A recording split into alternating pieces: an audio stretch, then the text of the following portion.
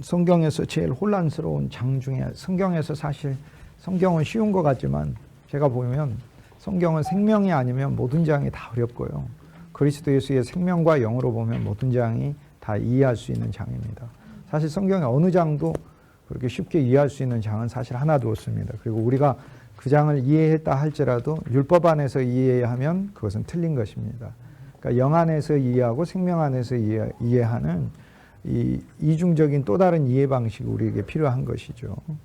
창세기 8장이 이제 홍수가 와가지고 이렇게 배가 둥둥 떠다니는 장인데요. 창세기 8장을 우리가 어떻게 그 안에서 그리스도를 보고 하나님의 말씀을 전해야 하는가, 그 부분에 대하여 먼저 이야기를 하고 그 다음 누가복음 가도록 하겠습니다. 창세기 8장에 보면은 그 홍수의 일정이 있는데, 제가 창세기 7장에 홍수가 둘째 달 17일 날 시작이 됐다 이렇게 돼 있어요. 홍수가 어떻게 진행됐는지 제가 성경에 나와 있는 대로 날짜를 얘기할게요. 창세기 6장에 보면 하나님께서 둘째 달에 17일 날, 둘째 달 17일 날 방주의 문을 닫으셨어요.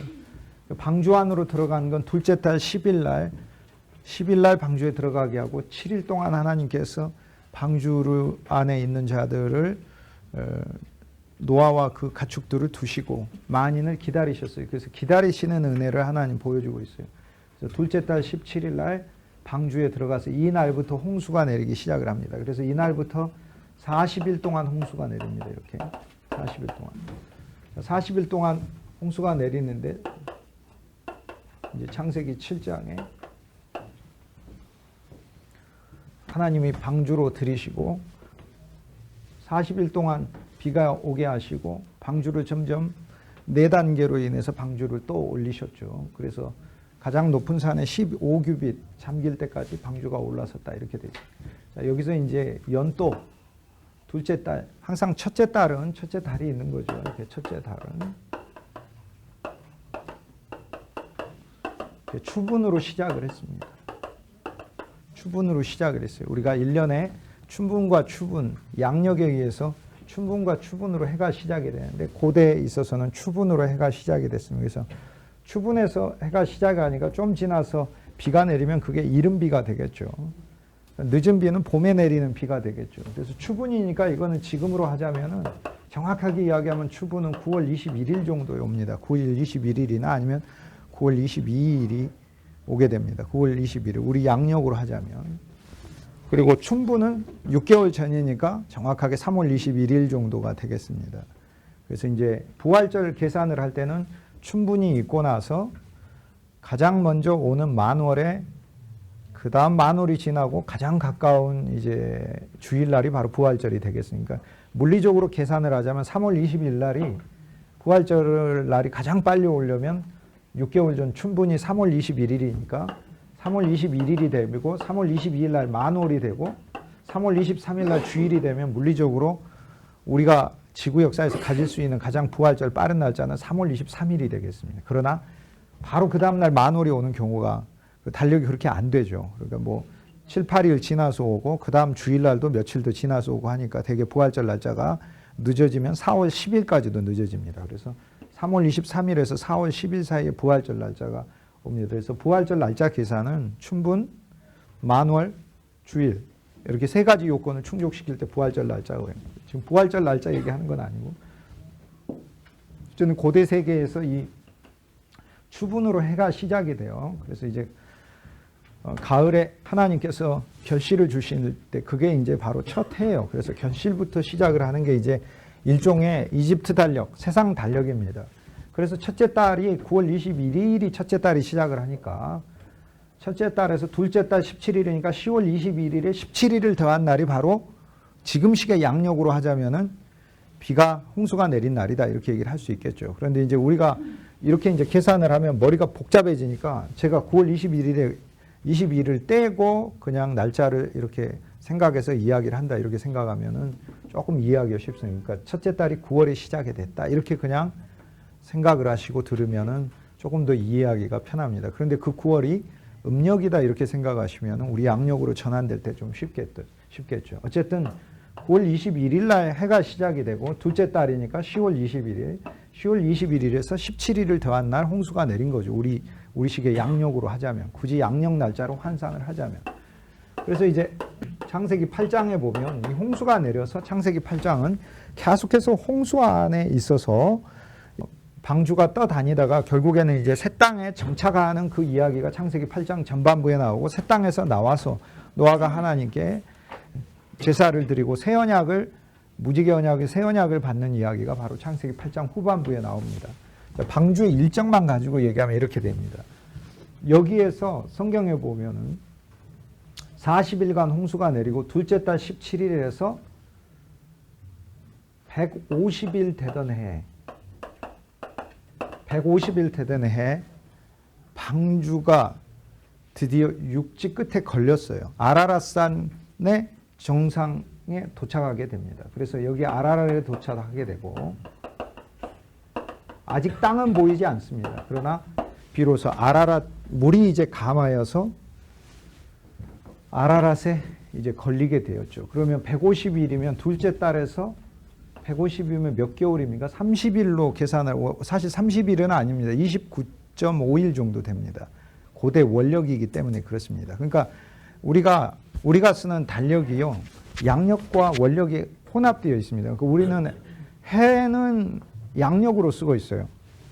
춘분과 추분을 기점으로 하는 1년의 해로 그렇게 쓰고 365.1924로 쓰고 있고, 매 달은 원력으로 우리가 쓰고 있어요. 사실상 엄밀하게 이야기하면 우리가 원력으로 사용을 합니다. 그러니까 만월에서 초승달로 되는 그 기간, 그것도 29.45일 정도 됩니다. 그러니까 그 두 가지를 가지고 우리가 달력을 쓰다 보니까 뭐 어떤 날은 그 오차를 줄이기 위해서 2월 달이 하루가 더 많아지기도 하고, 어떤 달은 30일이고 어떤 달은 30일이고 31일이고 그런 식으로 씁니다. 그 기본 틀은 양력, 해는 양력이요, 다른 원력의 이 복합 구조로 현대의 달력이 되어 있는데, 고대 세계도 그런 달력의 사용이 비슷합니다. 그러니까 어쨌든 한 달은 정확하게 30일은 아니지만 29.5일 정도 돼요. 그러나 30일로 잡고 150일이면 정확하게 3, 5, 15, 5개월 아닙니까? 그러면 둘째 달에서 150일, 5개월이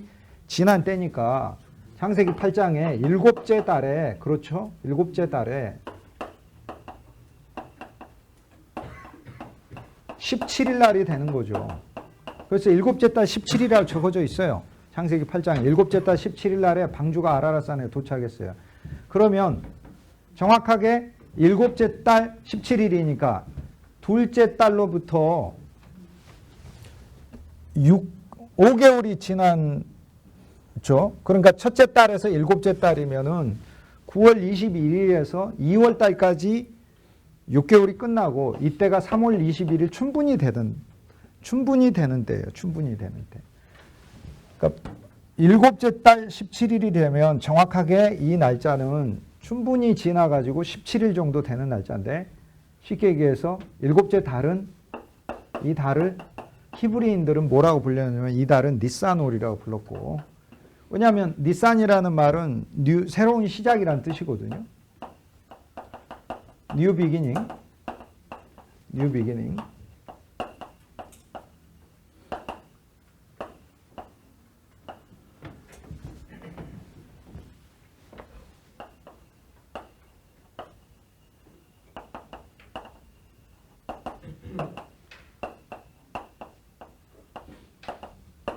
이때 출애굽을 하나님께서 일으키시고, 니산월 14일 날 그리스도 예수로 예표되는 어린 양을 잡고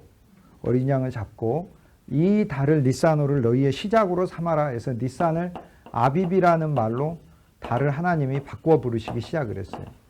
그래서 이 아빕은 곡식이 익어가는 것을 가르쳐줘요. 이게 곡식, 알곡이 익는 것을 가르쳐줘요. 그래서 곡식달로 바꿔라. 그러니까 춘분이라는 이름이죠. 새로운 시작이니까. 그래서 춘분이라는 이름의 니산이라는 이름을 아빕으로 바꿔라. 곡식으로 바꿔라.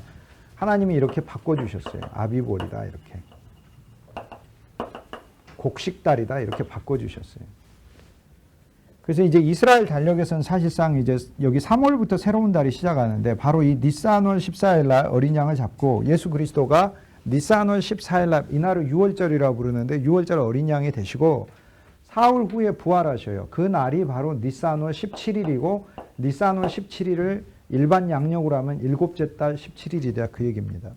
그래서 창세기 8장에 방주가 일곱째 달 17일 날 아라랏산에 도착했다라는 그 날은 바로 그리스도 예수의 부활하신 날이 되겠습니다.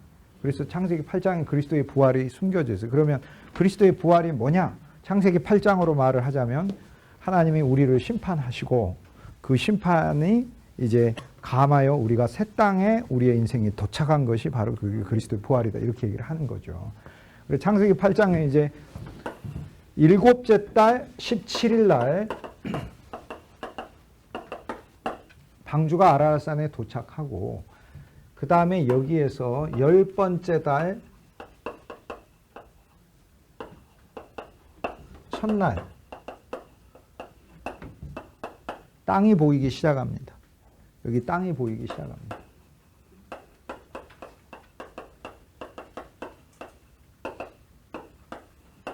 열 번째 달인데 9월 21일이 이제 첫째 달이죠. 그러니까 일곱 번째 달은 3월 21일 이후 17번째 날 되던 날이 그리스도의 부활절 날짜니까 3월 21일에서 17일을 합친 아까 말씀드린 우리 이제 부활절을 만월하고 주일 주님이 부활하신 이제 주일로 왜냐하면 날짜가 성탄절은 고정되어 있지만 부활절은 고정된 날짜가 아니잖아요. 그래서 이 계산에 의해서 우리식의 별도 계산으로 해서 부활절을 하다 보니까 우리 부활절은 이제 바뀌지만 니산월 17일이라고 고정된 날짜가 있어요. 근데 이 날짜는 정확하게 방주가 일곱째 날에 17일 날 도착한 날짜다. 그래서 창세기 8장에 그리스도의 부활의 날짜. 그러니까 이렇게 이제 생각하면 되죠. 이스라엘 백성은 방주가 일곱 번째 달, 그러니까 이스라엘로 하자면 새로운 달, 니산월 17일 날 방주가 드디어 심판의 그 물이 드디어 감하기 시작하여 새 땅에 혼란스러운 방주가 멈추기 시작한 그 놀라운 일을 이스라엘 백성은 알고 있어요. 알고 있는데 예수님이 오셔서 그날 부활하신 거예요. 그래서 예수님은 자신의 부활이 우주적인 방주가 하나님의 그리스도의 부활을 통해 새 땅에 도착했다는 사실을 사람들에게 알리신 사건이다 그 얘기예요. 그래서 신약과 구약을 두 개를 짝을 놓고 초대교회가 알리고 싶은 것은 그리스도의 부활은 그 사건이다 이렇게 알리는 거예요. 그러니까 이거를 두 개를 놓고 그리스도의 부활은 일곱째 달 17일 날에 그리스도가 부활하시지 않았느냐? 사흘 후에. 그러니까 이것은 바로 우리의 인생이 예수 그리스도의 부활을 통하여 새로운 삶에 왔다라는 것을 말하는 것이다. 이렇게 얘기를 하는 거죠. 그 다음부터 이제 일곱째 달에서 열 번째 달 첫날까지 약 한 73일 정도 이제 지나기 시작합니다. 그래서 73일 열 번째 달 첫날에는 땅이 보이기 시작했다. 8장에 이제 그렇게 되어 있습니다. 근데 이제 땅이 보이기 시작하는 거, 이것은 이제 방주가 닿은 것과 새 땅이 보이는 것. 이것이 이제 그리스도 예수의 장사 지냄과 부활을 지나서 하나님이 우리에게 새로운 인생을 가르쳐 주는 거죠. 그런데 이제 이게 히브리어 원문에 의하면 이 땅이 하아다마라고 돼 있어요. 이렇게 하아다마. 그러니까 아다마는 흙이거든요. 흙인데 원문에 이제 하아다마 땅이라고, 그러니까 흙이니까 땅이죠. 그런데 아다마는 뭐냐면 첫사람 이름이 아담이에요. 흙이에요. 우리가 흙이에요. 그러므로 우리 이름이 아담인 거예요. 아담이란 말은 흙이에요. 하나님이 우리를 볼 때 아담인 거예요. 흙인 거예요. 흙인 우리가 영원한 생명을 가진 것이 너무나 놀랍다라고 신약에서 바울이 새 언약 안에서 이루어진 놀라운 변화에 대해 우리에게 얘기를 하는 거예요. 그런데 하아다마 땅이 보이기 시작했다. 쉽게 얘기해서 이것은 새로운 땅, 그리스도 예수의 부활로 인하여 새로운 인성을 가리켜요. 새로운 인성.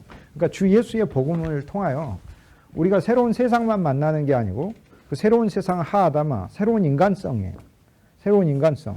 그러니까 주님의 십자가의 죽음을 통하여 죽음이 우리한테 선물되었고 부활을 통하여 부활이 우리한테 선물되었는데 이 부활은 우리에게 새로운 인간성을 주는, 새로운 인성을 주는 거예요. 그러니까 이게 땅이 보이기 시작하는 거예요.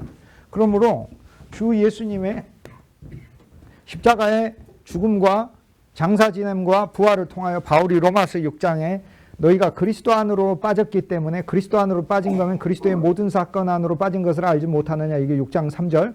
그러므로 그리스도의 6장 4절에서는 그러므로 그리스도의 죽음 안에도 너희가 빠진 것이다죠.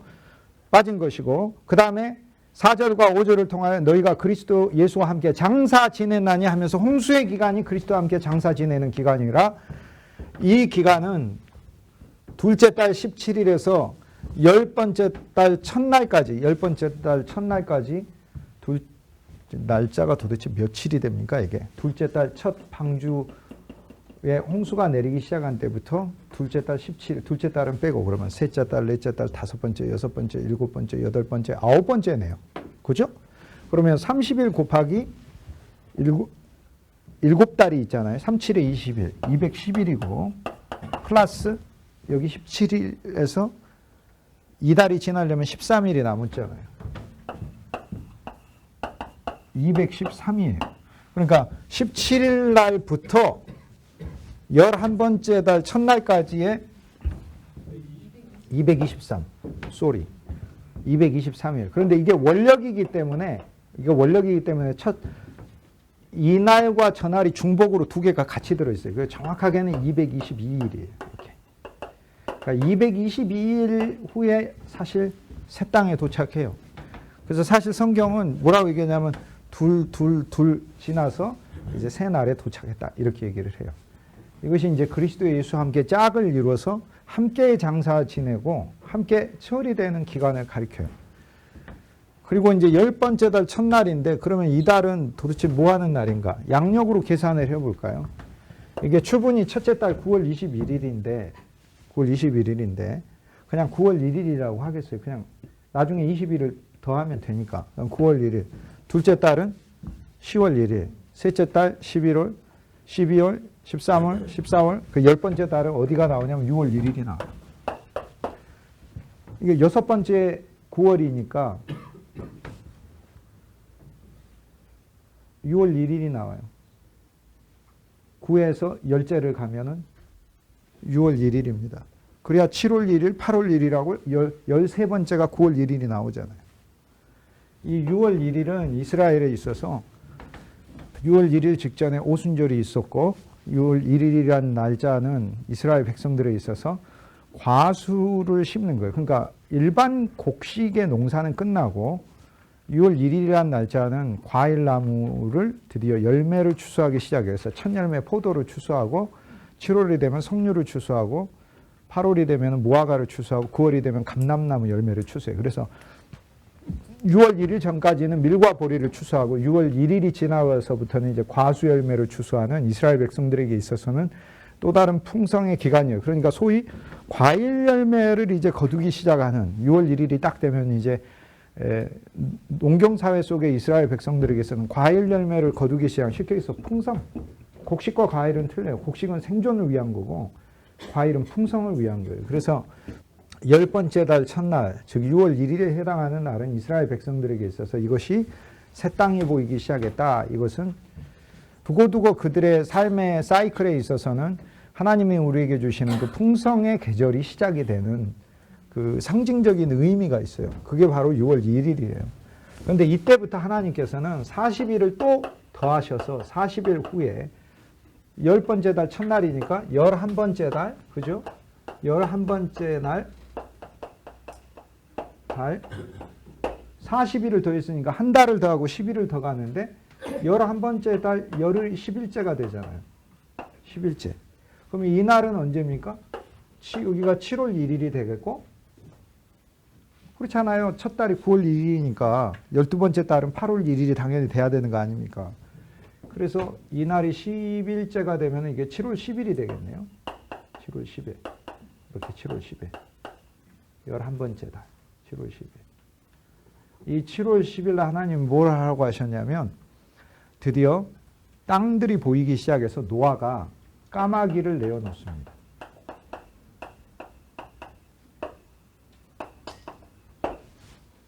까마귀를 놓.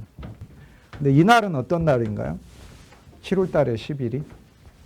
7월 달의 10일은 어떤 달이냐면 이스라엘 달력에 있어서는 3월부터 달력이 시작을 하는데 니산부터 시작하는데 여호와 하나님께서 3월부터 4개월이 지나 7번째 달 그러니까 일곱 번째가 이제 네 번째 달인 거예요, 이게. 7월 10일 날에 이 날은 레위기 25장에 보면은 이스라엘의 대속죄일로 지킬지니라 이렇게 돼 있어요. 그래서 이 날은 이스라엘의 대속죄일이에요. 원래 7월 달에, 오늘날에 우리의 7월에 해당되는 이스라엘의 달력의 일곱 번째 달에 이스라엘의 중요 행사가 많이 있어요. 7월 1일 날은 나팔절을 지키고 7월 10일 날은 대속죄일을 하고 7월 14일 날은 초막절을 해요. 근데 7월 10일 날이에요, 그날이. 그날이 창세기 8장에는 까마귀를 놓는 날이에요. 속죄는 뭐예요? 까마귀를 내쫓는 거죠.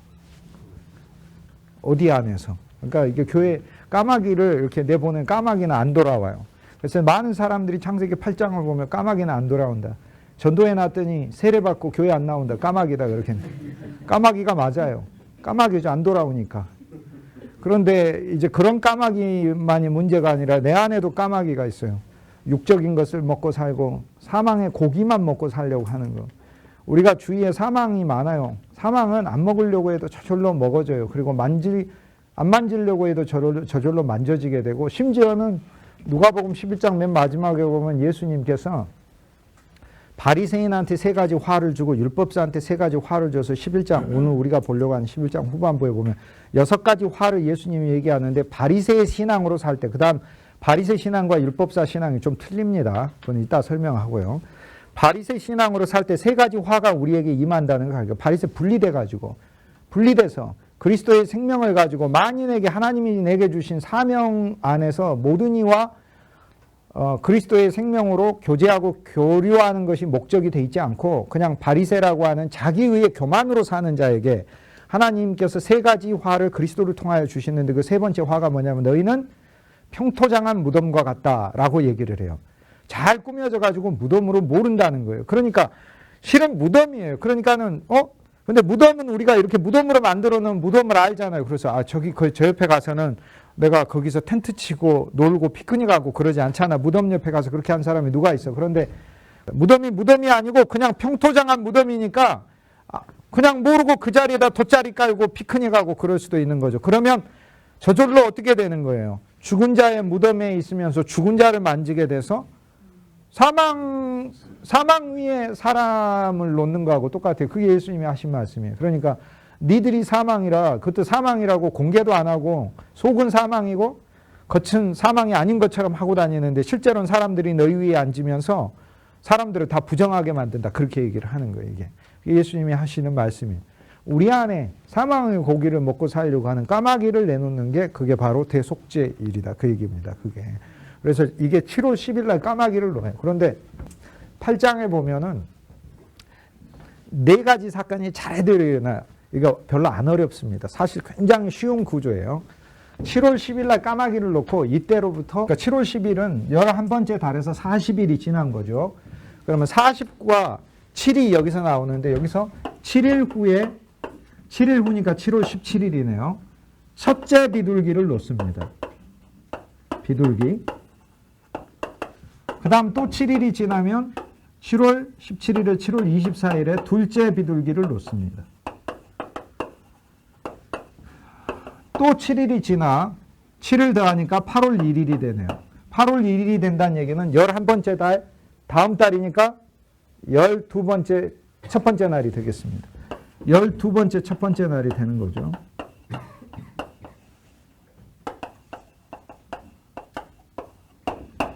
셋째 비둘기를 놓습니다, 이날. 자, 첫째 비둘기는 놨더니 그냥 돌아왔어요. 둘째 비둘기는 놓았더니 감람나무 잎을 물고 왔어요. 셋째 비둘기는 놓았더니 안 돌아왔어요. 그런데 이거를 7일 사이로 이렇게 했다 이 말이에요. 그래서 노아가 40일이 지난 때 까마귀를 놓으니라, 7월 10일 날. 그 다음에 7일이 지나 비둘기를 놓으니 비둘기가 안식할 곳을 찾지 못해 방주로 돌아오매, 그 성경 원문에 보면 노아가 손을 내밀어 그 비둘기를 받아들이니라 이렇게 되어 있어요. 그리고 또 7일이 지나 둘째로 비둘기를 내어놓으니 그 비둘기가 감람잎을 물고 왔느니라 이렇게 되어 있어요. 다시 또 7일이 지나 노아가 세 번째 비둘기를 내어놓으니 이 비둘기가 다시 돌아오지 아니하니라 이렇게 돼 있어요. 자, 이러면 이제 40하고 7을 다시 설명을 해볼게요. 40은 우리가 세상에 사는 날이 40일이에요. 40. 그래서 여기서 40일 동안 둘째 달 17일이라서 홍수가 내리고 플러드 40 days of rain 40일 동안 비가 내려요. 그 다음에 10번째 달 첫날에 여기서 또 40일이 지나서 새 땅이 보이고 또 40일이 지나 까마귀를 놓는 속죄일이 시작이 돼요. 여기서 40일.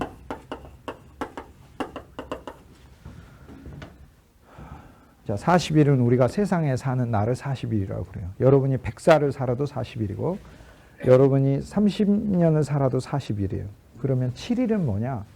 주 예수의 복음 안에 있는 우리의 신앙의 연령을 7일이라고 그래요. 하나님의 눈에는 여러분이 100살을 살아도 7일이고 여러분이 50년을 살아도 7일이에요. 그런데 세상에 사는 날짜는 여러분이 100년을 살아도 40일이고 우리가 50년을 살아도 40일이에요. 그리고 그게 40의 의미예요. 그래서 40일 동안 홍수가 2번 내리죠. 그리스도의 장사 지냄을 통하여 우리에게 홍수가 내리는 것이 그것은 휩쓸어가 버리는 홍수. 이 40일. 그러니까 우리는 40일이 여기서 처음 등장하고 2번 등장해요. 또 3번째 언제 등장합니까? 40일이 언제 등장해요? 이스라엘 백성들이 40년간 광야 생활하고 예수님께서 40일간 시험을 받으시고 그게 뭐야? 예수님이 40일 시험에서 이겼다는 얘기가 뭐예요? 우리가 세상을 살면서 이미 시험을 이긴 그리스도를 우리 삶에 두고 있다는 거예요. 그러니까 그래서 바울이 내가 세상을 이기었노라라는 그리스도의 음성을 영안에서 발견하는 거예요. 그러니까 우리는 이미 시험을 이기고 이기신 그리스도를 우리 안에서 두고 있는 거예요. 즉 홍수가 첫 번째 40일을 통하여서는 우리의 모든 옛것을 휩쓸어가 버린 홍수.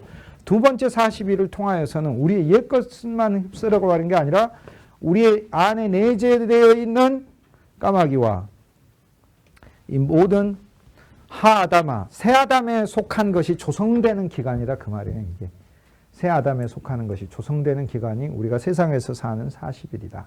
그런 얘기예요. 7일은 7은 온전함이니까 온전하신 주 예수 그리스도의 은혜 아래 사는 날짜를 성경에 7일이라고 그래요.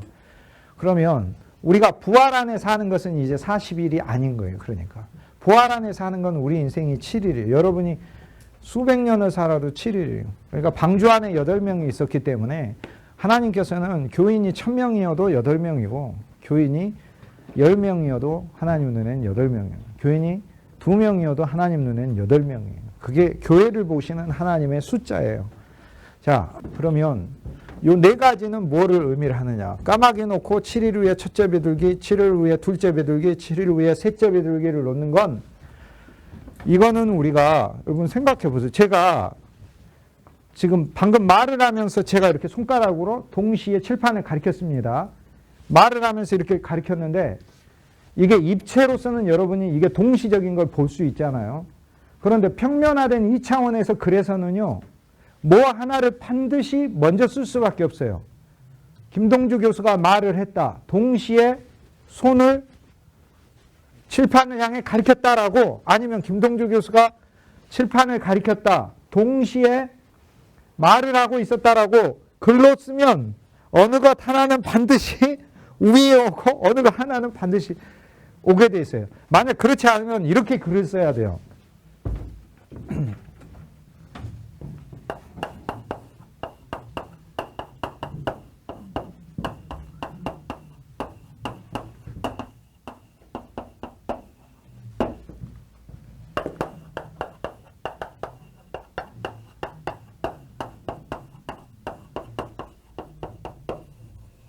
자, 이렇게 글로 쓰면 어느 것 하나는 반드시 위에 올 수밖에 없어요. 동시에란 말을 해야 그냥 우리가 이미지로 이게 동시에 일어났다. 굳이 얘기를 하자면 이렇게 써야 되겠죠. 김 교수가 말을 했다 사이에 요러고 쓰는 거겠지 뭐.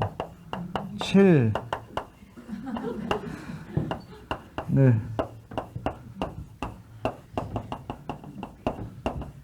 뭔 말인지 아시겠어요?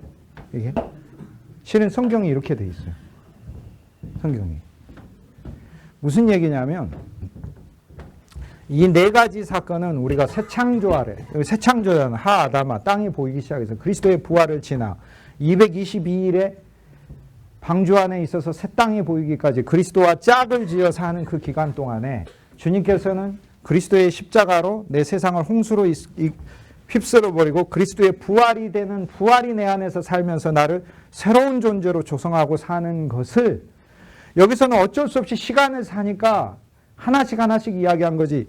7일, 7일, 7일, 7일은 그리스도 예수라는 그분 안에 내가 살면서 체험하는 동시적인 네 가지 일을 가리킨다고요. 그러니까 까마귀로서 나는 날마다 내보내지고 있는 거고 또 나는 첫째 비둘기로서 첫째 비둘기는 뭐 하는 비둘기예요? 방주로 돌아와야 되고 노아가 손을 뻗지 거기 돌아올 때 얼마나 이 8장에 보면은 첫째 비둘기가 돌아오는 장면에 대하여 아름답게 얘기하는지 몰라요. 8장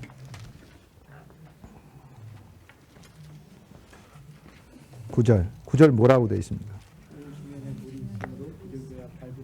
온 지면에 물이 있으므로 비둘기가 발붙일 곳을 찾지 못하고 방주로 돌아와 또요. 그가 손을 내밀어 방주한 자기에게로 가다 드리고 그 다음 구절이요. 또요. 저녁 때에 비둘기가 그에게로 돌아왔는데 그 입에 감람나무 새 잎사귀 그 다음 귀절은요. 또 진이를 몸에 다시는 그에게로 돌아오지 아니하였더라. 네. 8장 9절에 보세요. 얼마나 아름다운 첫째 비둘기입니까? 세상에서 안식을 찾지 못하고 하나님의 교회와 그리스도의 품으로 오는 비둘기. 이게 우리의 한 면이어야 된다 그 말이에요. 언제나 우리는 첫째 비둘기여서 우리를 향하여 안식의 손을 내미는 그리스도를 만나야 되는 게 우리가 첫째 비둘기의 삶이고 동시에 둘째 비둘기는 어떤 비둘기예요? 우리가 사는 삶 안에서 불평과 원망을 가득 걷어가지고 하나님 앞에 교회에 나온 그것도 믿음의 성도예요. 왜? 불평과 원망을 그럼 그리스도가 취하시지 그럼 자기가 처리합니까? 그러니까 그것도 믿음의 성도예요. 그러나 감사와 하나님의 은혜를 누리며 살면서 그리스도께 찬송과 그분을 찬미하는 그 입술의 열매를 가지고 나오는 거. 그 다음에 영의 가지를 물고 온다는 게 뭐예요? 감람가지잖아요. 감람가지는 영이신 그리스도를 가리켜요. 우리 안에 내재하시는 그리스도의 영. 그리스도의 영, 그게 가지예요. 그분이 우리 안에서 자라시고 풍성한 열매를 내시는 거죠. 감람인 건 뭐예요? 그분이 우리에게 음식이 되시고 기름이 되시고 비누가 되시고 화장품이 되시고 등불의 원료가 되시고 그것도 으깨져서 그러니까 이러한 소망을 다 갖는 성도. 이것이 성도의 또 한 면이고 이게 비둘기로서의 사는 또 한 면이고 세 번째 또 7일이라는 건 동시에 그리스도 예수 안에서의 우리의 또 삶은 세상에 나가는 비둘기다 이 말이에요. 왜 안 돌아와요? 땅 끝까지 가야 하니까. 사도행전 1장 8절에 의해서. 그러니까 우리는 삼중 비둘기의 삶과 하나의 까마귀의 삶이 동시적으로 우리 그리스도의 부활을 통하여 우리에게 이루어진다고 하는 것을 이게 시간과 영원이에요. 양자 물리학적으로 4차원적이다 그 얘기입니다. 그러니까 일어난 사건을 할 수 없이 글자상으로 하나씩 적어놓은 것이다 그 얘기예요. 그래서 우리는 삼중 비둘기죠. 하나의 까마귀로 우리는 늘 사망을 먹고자 하는 죽은 고기를 먹고자 하는 것을 말씀을 통하여 내어쫓고 우리는 한 면에서 그러니까 이 헬라어 성경의 원문에 보면은요 7일 후가 지나가 아니에요. 다른 7일에 이렇게 돼 있어요. 그러니까 7일째에 까마귀를 놓고 다른 7일에 비둘기를 놓고 다른 7일에 둘째 비둘기를 놓고 다른 7일에 이렇게 돼 있어요. 그러니까 우리는 그냥 같은 거예요. 그리스도의 다른 얼굴이 나타나듯.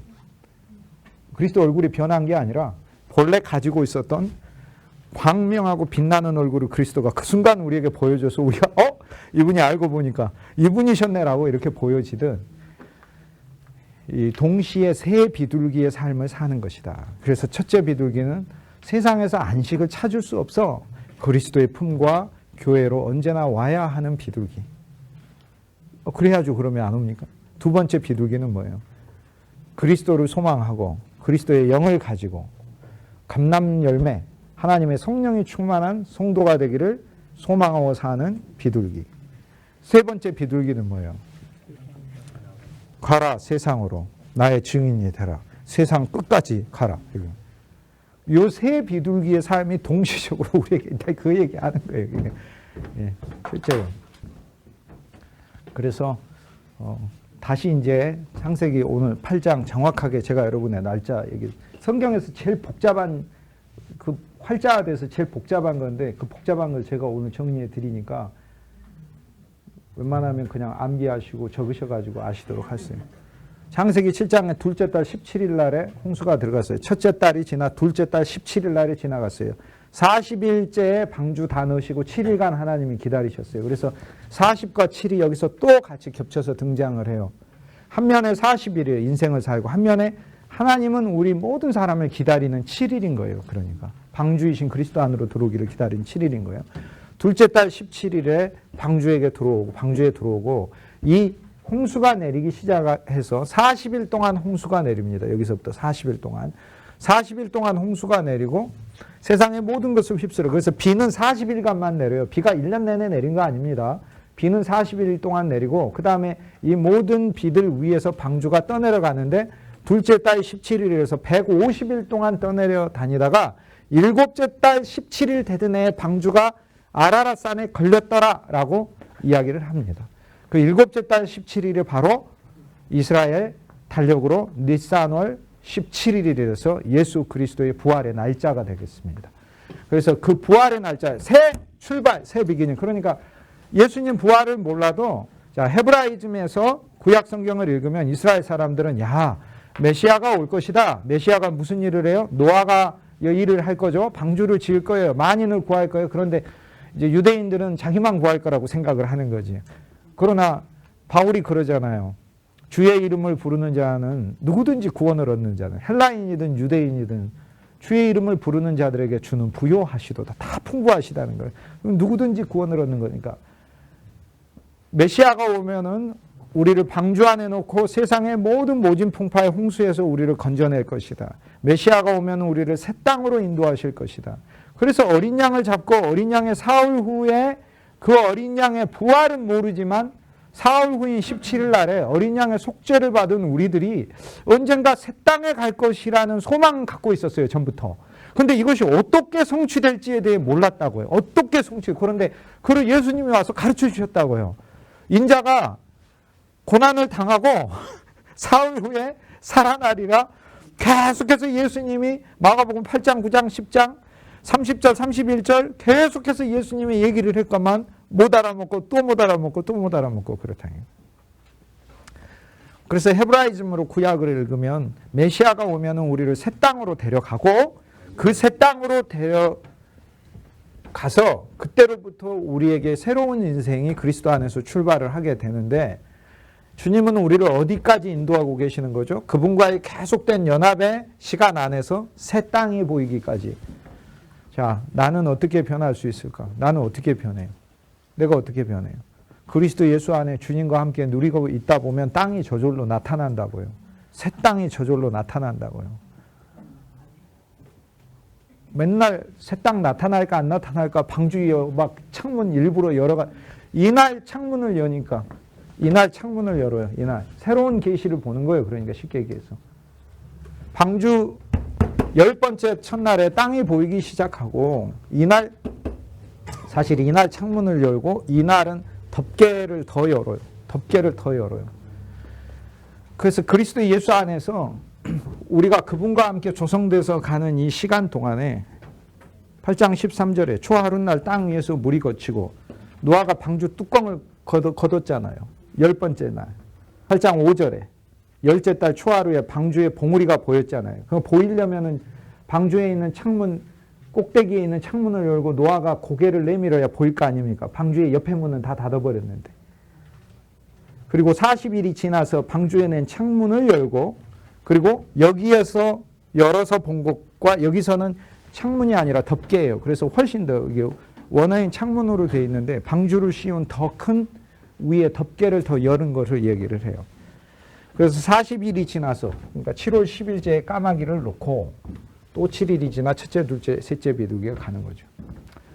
자, 157번째 달 됐을 때 17일 날, 이 날은 그리스도의 부활의 날이다. 그래서 방주가 계속해서 되는데 둘째 달 17일에 방주 들어간 다음에 땅이 보이기 시작한 것은 10번째 달 첫날에 땅이 보이기 시작을 했다. 자, 요 단어가 소망이 되죠. 나는 옛 땅으로 태어났어. 언제 나는 새 땅이 되지? 언제요? 그리스도 안에서 주님과 함께 연합해서 주의 복음을 누리면서 있다가 보면 교회와 그리스도 안을 방주로 누리다 보면 땅이 나타나요. 나타나지 말라고 해도 나타나요. 주님의 역사. 그래서 우리를 풍성한 과실과 곡식으로 우리를 조성하고자 하는 하나님의 비전, 10번째 달 첫날이 이게 이스라엘의 과수를 거두기 시작하는 달이니까 그 달에 대한 비전을 가지게 되고 이때로부터 40일이 지나 또 우리 인생이 그리스도의 모든 것을 휩쓸어 가버리는 십자가만 아는 게 아니라 나를 부인하고 까마귀를 내어놓고 이 새로운 40일 그리스도의 함께 장사 지내 죽은 주님 안에 있는 새로운 40일을 내가 적용을 하면 내 인생 전체죠. 세상에서 사는 날이에요. 그게 40일인 거예요. 그러면 이 네 가지 일이 나에게 동시적으로 일어나는 것이다. 그래서 이것은 한꺼번에 그리스도인들에게 일어나는 것을 나눠서 기록한 것이다. 이렇게 되어 있어요. 이게 시간과 영혼으로 성경을 이해하는 방법입니다. 이게. 그래서 창세기 8장의 이 이야기들은 그냥 있는 이야기 같지만 결코 그냥 있는 이야기가 아니에요. 이 이야기들을 보고 그대로 신약을 기록할 때 바울이 이렇게 얘기를 하는 거 로마서 그래서 6장 3절에 너희가 그리스도와 함께 침례를 받음으로 그리스도와 함께 그리스도의 죽음 안으로 침례받은 걸 알지 못하느냐. 너희가 그리스도 예수와 함께 장사 지내나니 여기 40일이에요. 장사 지내고 여기도 장사 지내네. 장사 지낸 것은 뭐예요? 그의 죽으심을 통하여 너희가 너희 옛사람이 그와 함께 죽고 그의 새로운 생명을 통하여 너희도 새롭게 살게 하려 함이니라. 새 땅을 가지고 그리스도의 새 생명 안에서 살게 하려 함이니라. 그래서 그 신약은 구약을 보고 이렇게 기록한 거예요. 구약을 보고 그 신약의 의미들을 기록한 거고 신약의 의미들은 구약 안에서 찾을 수 있습니다. 이게 되게 소망되는 거고 첫 번째 비둘기에 대한 그 비둘기가 돌아올 때 그 동시적으로 주님은 우리를 지금 주님은 4차원적인 존재로 우리를 지금 받아들여 까마귀는 우리는 매일 그리스도 안에서 내보내고 있고 우리는 또 첫째 비둘기로서 이 땅에서 안식을 누리지 못하고 여러 가지 곤고하고 힘들고 피곤하고 너무나 지치고 그런 비둘기로서 있을 때 노아의 대신 주님께서 손을 내밀어서 우리를 받아들이고 있고 그렇지만 또 우리는 동시에 계속해서 세상을 향하여 나가는 그런 비둘기고 이게 이제 이 그림입니다. 앞 시간에 안 한 얘기 중요한 얘기 하나가 있는데 이제 그것만 얘기하고 다시 갈게요. 8장 창세기 8장은 그래서 이제 여러분 머릿속에 다 외워질 거예요. 그래서 7장에 주님께서 노아가 600세 되던 해에 40일 시간 주고 방주 들어와라. 그래서 40일째 되는 둘째 달 10일 날 방주 들어왔어요. 그 다음 하나님이 7일을 또 기다려 주셨어요. 자, 40은 우리 인생은 방주 들어오는 길. 영적으로 7일은 우리 인생의 하나님의 날이죠. 하나님의 날은 언제나 모든 인간에 대하여 하나님은 기다리시는 거. 그 다음에 47일이 됐을 때 두 번째 날 17일 홍수가 내렸죠. 그때로부터 150일이 지나 방주가 드디어 아라랏산에 방주가 걸려요. 이게 바로 이제 방황하지 않고 우리 인생이 새로운 근거를 갖게 된 게 이게 그리스도의 부활을 의미하는 것이고 150째 되는 날이 일곱 번째 달 17일 날이 되는데 일곱 번째 달 17일 날은 이스라엘의 출애굽기 달력에 의하자면 니산월 17일이에요. 니산월 17일은 니산월 14일 어린 양을 잡아 유월절을 하는 사흘 후 그리스도의 부활의 날이다. 그래서 실은 모세가 이거를 쓰면서 모세가 창세기 출애굽기 같이 썼잖아요. 그거 뭐 자유주의 학자들도 그거는 그렇게 얘기를 하니까 창세기 출애굽기 이렇게 쓰면서 출애굽기에 니산월 14일 날 일어난 이 일은 창세기 8장에 일어난 방주가 새 땅에 도착하여 근거를 잡은 날하고 같은 날이라는 것을 가르쳐주고 있는 거예요. 광야에서 40년 동안 하면서 모세가 뭔 얘기했겠습니까? 맨날 그거 성경 공부했을 거 아닙니까? 40일 동안에 만나야 아침에 거두면 끝나지 그러면 낮에 더워가지고 오직 가지도 못하는데 뜨거워서 광야에 장막 아래서 있어가지고 거기에서 뭐 하겠어요? 그 뭐예요? 그러면 포도농사를 지을 수 있어요? 아니면은 벼농사를 지을 수 있어요? 사실 광야 40년 하나님이 험한 인생을 준 게 아니고 정말 이스라엘 그동안 고생 많이 했다. 좀 푹 쉬어라. 내가 매일 양식은 하늘에서 내려주마. 고기도 메추라기도 내려주마. 너희들 이제 노예 근성 버리고 하나님의 병정으로 성장해라. 그래서 생각을 바꾸면 광야 40년은 40년 힘든 시기가 아닌 거예요. 그러니까 너무 감사한 시기인 거예요. 그래서 우리에게 있는 고난도 하나님의 영을 적용하여 우리의 생각을 바꾸면 아, 지금 내가 뭐 해야 하지? 불안하다? 염려된다? 그렇게 생각하지 말고 반드시 하나님은 나를 먹이시고 입히실 뿐 아니라 비전 주시는 분이시고 이끄시는 분이시니까. 그리고 신뢰하는 믿음을 보일 수 있는 좋은 기회다. 믿음을 단련할 수 있는 기회다. 이렇게 삼아야 되겠죠. 그래서 홍수가 시작하고 40일 동안 홍수가 또 내리죠. 홍수가 시작하고 40일간만 홍수 내립니다.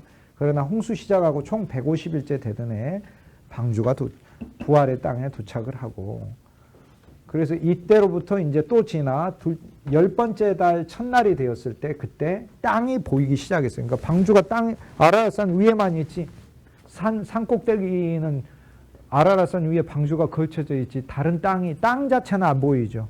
하지만 이제 물이 감아 10번째 달 첫날이 됐을 때 땅이 보이기 시작을 했다. 그 다음 땅이 보이기 시작을 하고 40일이 되었을 때는 노아가 창문을 열고 까마귀를 내보냈는데 바로 그게 이스라엘의 대속죄일이다. 바로 그겁니다. 이날이 대속죄일이에요. 7월 10일 날이. 그래서 이 사이클에 맞춰서 모세도 실은 하나님께서 이 사이클에 맞춰서 이스라엘 백성들에게 계명을 주시고 절기를 주신 것을 알 수 있습니다. 그래서 비둘기가 계속 가요. 그러면 이제 방주는 언제 멈추냐면 12번째 달 12번째 달이 지나고 그 다음에 새해가 돼서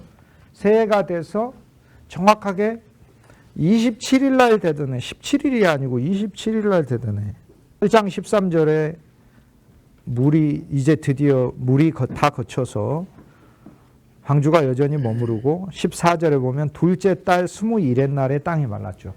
그러니까 여기 둘째 달은 1년이 지난 둘째 달 21의 날입니다. 27일이네요.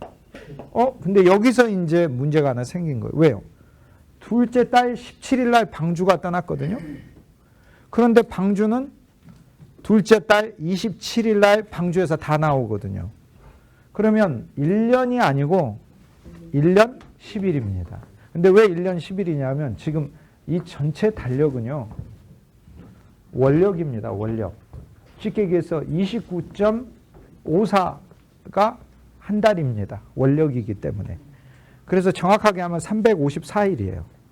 354일이라 10일을 더 있게 하시게 되면 365일이 나와요. 그러니까 쉽게 얘기해서 방주 전에는 원력으로 쓰셨다가 방주가 나오면서 하나님은 실은 정확하게 태양력의 1년을 머물게 하시고 나오게 했다. 그 얘기입니다. 그게. 여기서 다른 원력이라니까요. 원력이라. 그러니까 17일에 나오면 355일 만에 나오는 것이라 안 되고 10일이 더 있어야 양력의 새로운 하나님의 전적인 날짜가 됩니다. 그래서 이때로부터 이제 하나님께서 인간의 달력이 바뀌는 것이 바로 그것이 하나님 우리에게 주는 메시지입니다. 그리고 그리스도인으로 산다는 건 그리스도인은 달력을 새로 갖고 있는 겁니다. 여러분, 저와 여러분의 달력이 절망의 달력이 매일 있지만 우리는 우리 달력이 따로 있어요. 우리 소망의 달력이. 나의 계획표 달력이 있지만 하나님이 우리에게 주시는 하나님의 달력은 또 따로 있는 거예요. 그래서 세상 달력, 세상 시각, 세상 관점 그걸로 사는 게 아니에요. 그리스도인은. 그래서 하나님은 이 전체 사건을 통해 우리에게 새롭게 주시기를 원하신다. 그런 얘기입니다. 오늘 누가복음 이제 11장 필요한 것들 좀 보도록 하겠습니다. 창세기 8장 저희가 여러분과 함께 보았으니까 이제 잊어먹지 않으실 겁니다. 사중세들. 잊어먹을 수가 없죠. 안 잊어먹잖아요. 사실 그냥 평면으로 읽으면은 그렇게 어려운 말씀이 알면은 정말 쉬운 얘기예요. 쉽지 않습니까? 첫째 까마귀. 보내고 첫 번째 비둘기, 두 번째 비둘기, 세 번째 비둘기. 그리스도 안에서 매일 일어나는 일이에요. 날마다 체험하는 일이에요. 한 면에서 우리는 그러니까 홍수 안에 있고 나의 옛사람은 홍수 안에 있고 나의 새사람은 그리스도와 함께 짝이 되어 조성되는 가운데 있어요. 규절별로 보는 부분에 대해서는 제가 나중에 창세기 할 때 언젠가 기회가 있을 때 여러분에게 하도록 하겠습니다. 성경에서 진짜 아름다운 말씀이 너무나 많아요. 너무나 많은데 창세기 8장 1절 얼마나 아름다워요. 여호와께서 노아를 기억하시매, 아남네시스, 기억하시네, 마음속에 품으시매. 신약 성경에 이것은 내 몸이니 너희가 나를 기념하라 할 때 기념이 아니고 기억하라는 거예요. 그리스도 너를 사랑하시고 너를 기억한 거.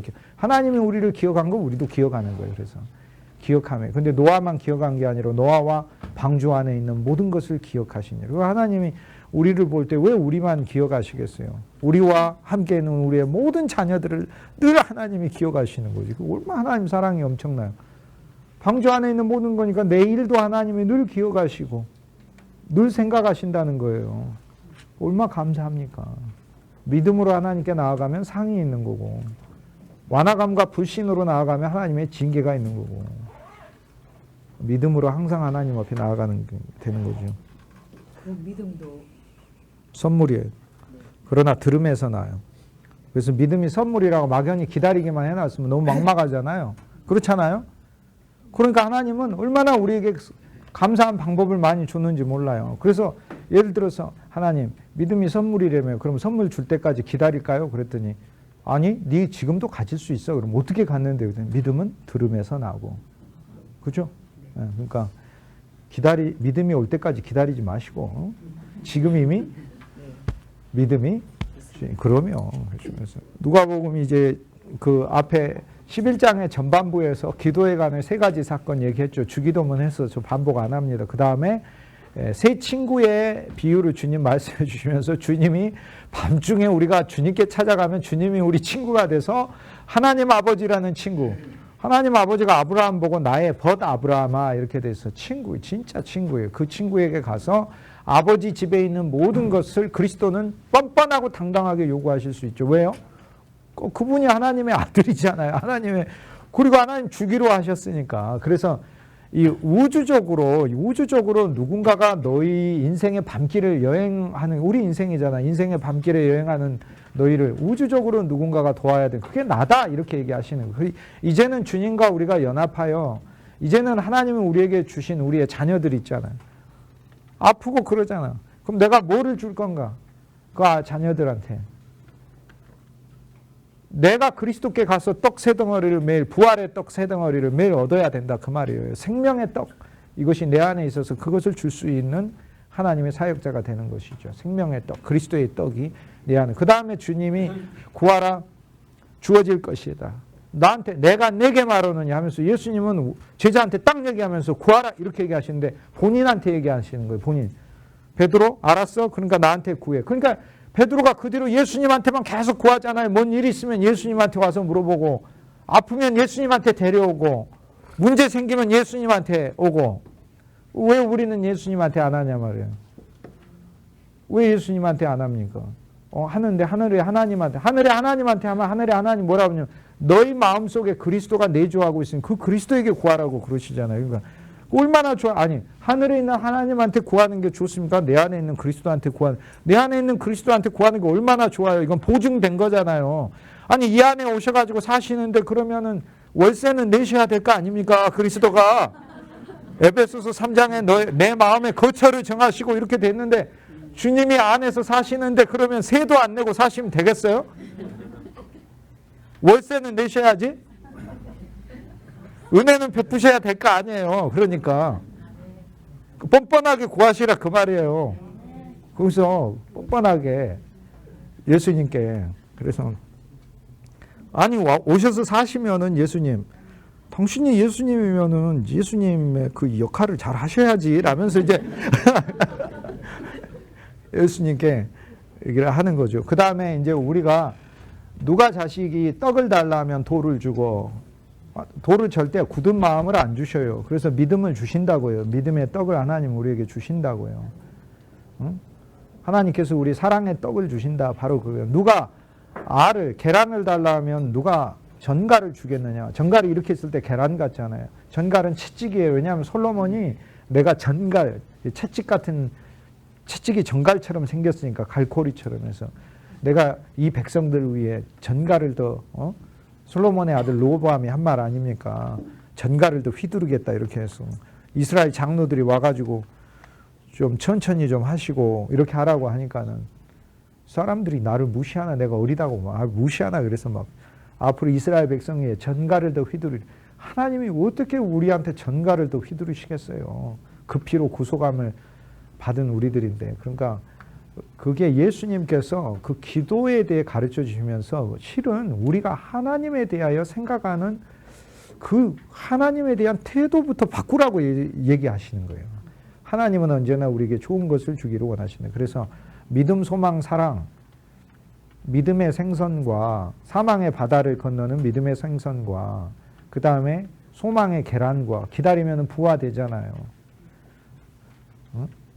그리고 사랑의 떡을 왜? 그거 갖고 내가 먹여야 되잖아. 밤중에 하나님이 나한테 보낸 인생의 밤에 보낸 내 가족이 있고 인생의 밤을 맞아 나한테 맡긴 하나님의 양들이 있잖아요. 믿음, 소망, 사랑을 하나님께 구하는 거예요. 이 세 개가 더 오도록 내게. 그걸 얘기하죠. 그런데 떡과 계란과 생선은 어디 음식이에요? 떡은 육지의 음식이고 알은 공중의 음식이고 메추라기 알이든 무슨 알이든 간에 생선은 바다의 음식이잖아요. 하늘과 땅과 바다의 음식을 주님이 내가 여기 있어도 내가 저기 있어도 네가 높은 곳에 있어도 낮은 곳에 있어도 다 주시겠다 약속하고 계시는 거예요. 시간이 없어서 그 얘기 다 못하고 예수님의 두 번째 스토리는 이제 예수님께서 그 벙어리 걸린 자에게 귀신을 내쫓으면서 기도 못하는 귀신을 내쫓았어요. 그래서 저는 매일 찾아오는 게 기도 못하는 귀신이 찾아와요. 난 정말 진짜 솔직하게 주님 앞에 정말 기도를 정말 많이 하고 잘할 수 있었으면 좋겠어요. 이게 저의 유일한 소원. 나의 한 가지 소원 예수님을 닮고 싶어요가 아니고 나의 한 가지 소원 예수님과 함께 기도로 더 교통하고 싶어요. 기도로. 벙어리 귀신을 매일 주님이 우리에게 쫓아내 주시도록. 쫓아내자마자 그 다음에 나오는 사건은 우리가 그리스도를 어떻게 인식하는가에 대해서 예수님께서 누가복음 11장에 우리 생각을 고쳐줘요. 그래서 바알세불로 이해하는 거예요. 예수님이 지금 귀신하고 싸우려고 왔습니까? 예수님 귀신하고 싸우려고 온 게 아니에요. 예수님 뭐라고? 하나님의 손가락으로도 귀신 쫓아낸다고 했어요. 손가락으로도 이러면 나간다는 거예요. 여러분 제가 이런다고 나가실래요? 당신이 뭔데 이럴 거 아니에요 이게. 귀신은요 예수님이 내가 하나님의 손가락으로 귀신을 쫓아내 이러면 나가요. 예수님은 귀신하고 다투려고 온 게 아니에요. 그 정도 수준이 아니에요. 그런데 우리가 그리스도를 예수 믿어가지고 귀신 쫓아내주는 사역하고 다니는 거는 그 되게 좋은 일이시긴 하신데 예수님을 그 정도 수준으로 예수님을 사실 유치한 그리스도로 만들어버리는 거예요. 예수님은 야 내가 귀신하고 다퉈가지고 귀신 힘빌어서 귀신 쫓아 그게 내 정도 사역이냐를 바리새인한테 말씀하시는 것은 오늘 바리새인이라고 그러니까 내가 자기의를 쫓는 자다 이 말이에요. 바리새인은 자기의를 쫓는 자예요. 그런데 그런 외식하는 거 그러니까 안에 실제가 없이 겉모양인 거지 안에 실제가 없는 외식하는 나한테 주님이 실은 주시는 말씀이에요. 너 나를 어느 정도로 인식하고 있냐는 거예요. 내가 귀신 쫓아내주는 사람, 내가 귀신 중에 대장이라서 귀신을 마음대로 부리는 그 정도 수준으로 생각하냐? 그게 아니에요. 그 예수님께 표적을 달라고 그러잖아요. 그래서 사실 누가복음 11장은 주기도문 안에 주님이 가르쳐 주신 그 기도에 반대되는 인간을 하는 사람들이 다 등장해요. 시험에 들게 하지 마옵시고 하는데 계속해서 예수님은 저희가 예수를 시험하고자 표적을 구하니 이렇게 돼 있는 거야. 예수를 시험하고자 표적. 그러면서 예수님이 우리에게 보여줘야 될 표적은 요나의 표적밖에 없어요. 그리스도가 요나로 보여줘야 돼요. 물고기 뱃속에 들어가 우리를 새롭게 하시는 부활하신 그리스도로 우리에게 나타나야만 하는 거다. 그게 우리가 봐야 되는 그리스도는 부활하신 그리스도를 봐야 되는 거고 요나의 표적은 한두 가지도 아니에요. 봐야 될 표적이 너무 많아요. 요나 전체가 다 표적이에요. 갈릴리의 선지자인데 그 천한 갈릴리에서 선지자가 안 나온 것을 알고 있는데 요나가 나왔어요. 그래서 바리새인들이나 율법사들이 갈릴리에서 무슨 선한 것이 날 수 있느냐. 나다나엘이 성경 공부 열심히 하면 못해. 요나가 갈릴리 출신이라는 것도 모르는데 그게 그러니까. 가드 헤펠이라고 하는 나사렛 옆에 동네, 그것도 나사렛 예수님 사신 고향 옆에 조금만 걸어가면 가드 헤펠이가 그거 요나 고향인데 그럼 왜 요나를 몰라요? 요나를 무시하니까 그렇지 요나를 그럼 왜 무시를 해요? 니느웨 가서 복음 전했다고. 요나에게서 봐야 될 표적은 막 한도 끝도 없이 많죠. 첫째는 우리는 다시스로 가려고 하는 존재라는 걸 표적을 봐야 돼요. 나는 항상 다시스 가려고 그래. 그런데 다시스로 가려고 할 때 하나님이 나를 반드시 니느웨로 돌리시는 것이 그런 역사가 나타나는 그걸 표적을 보라 그 말이에요.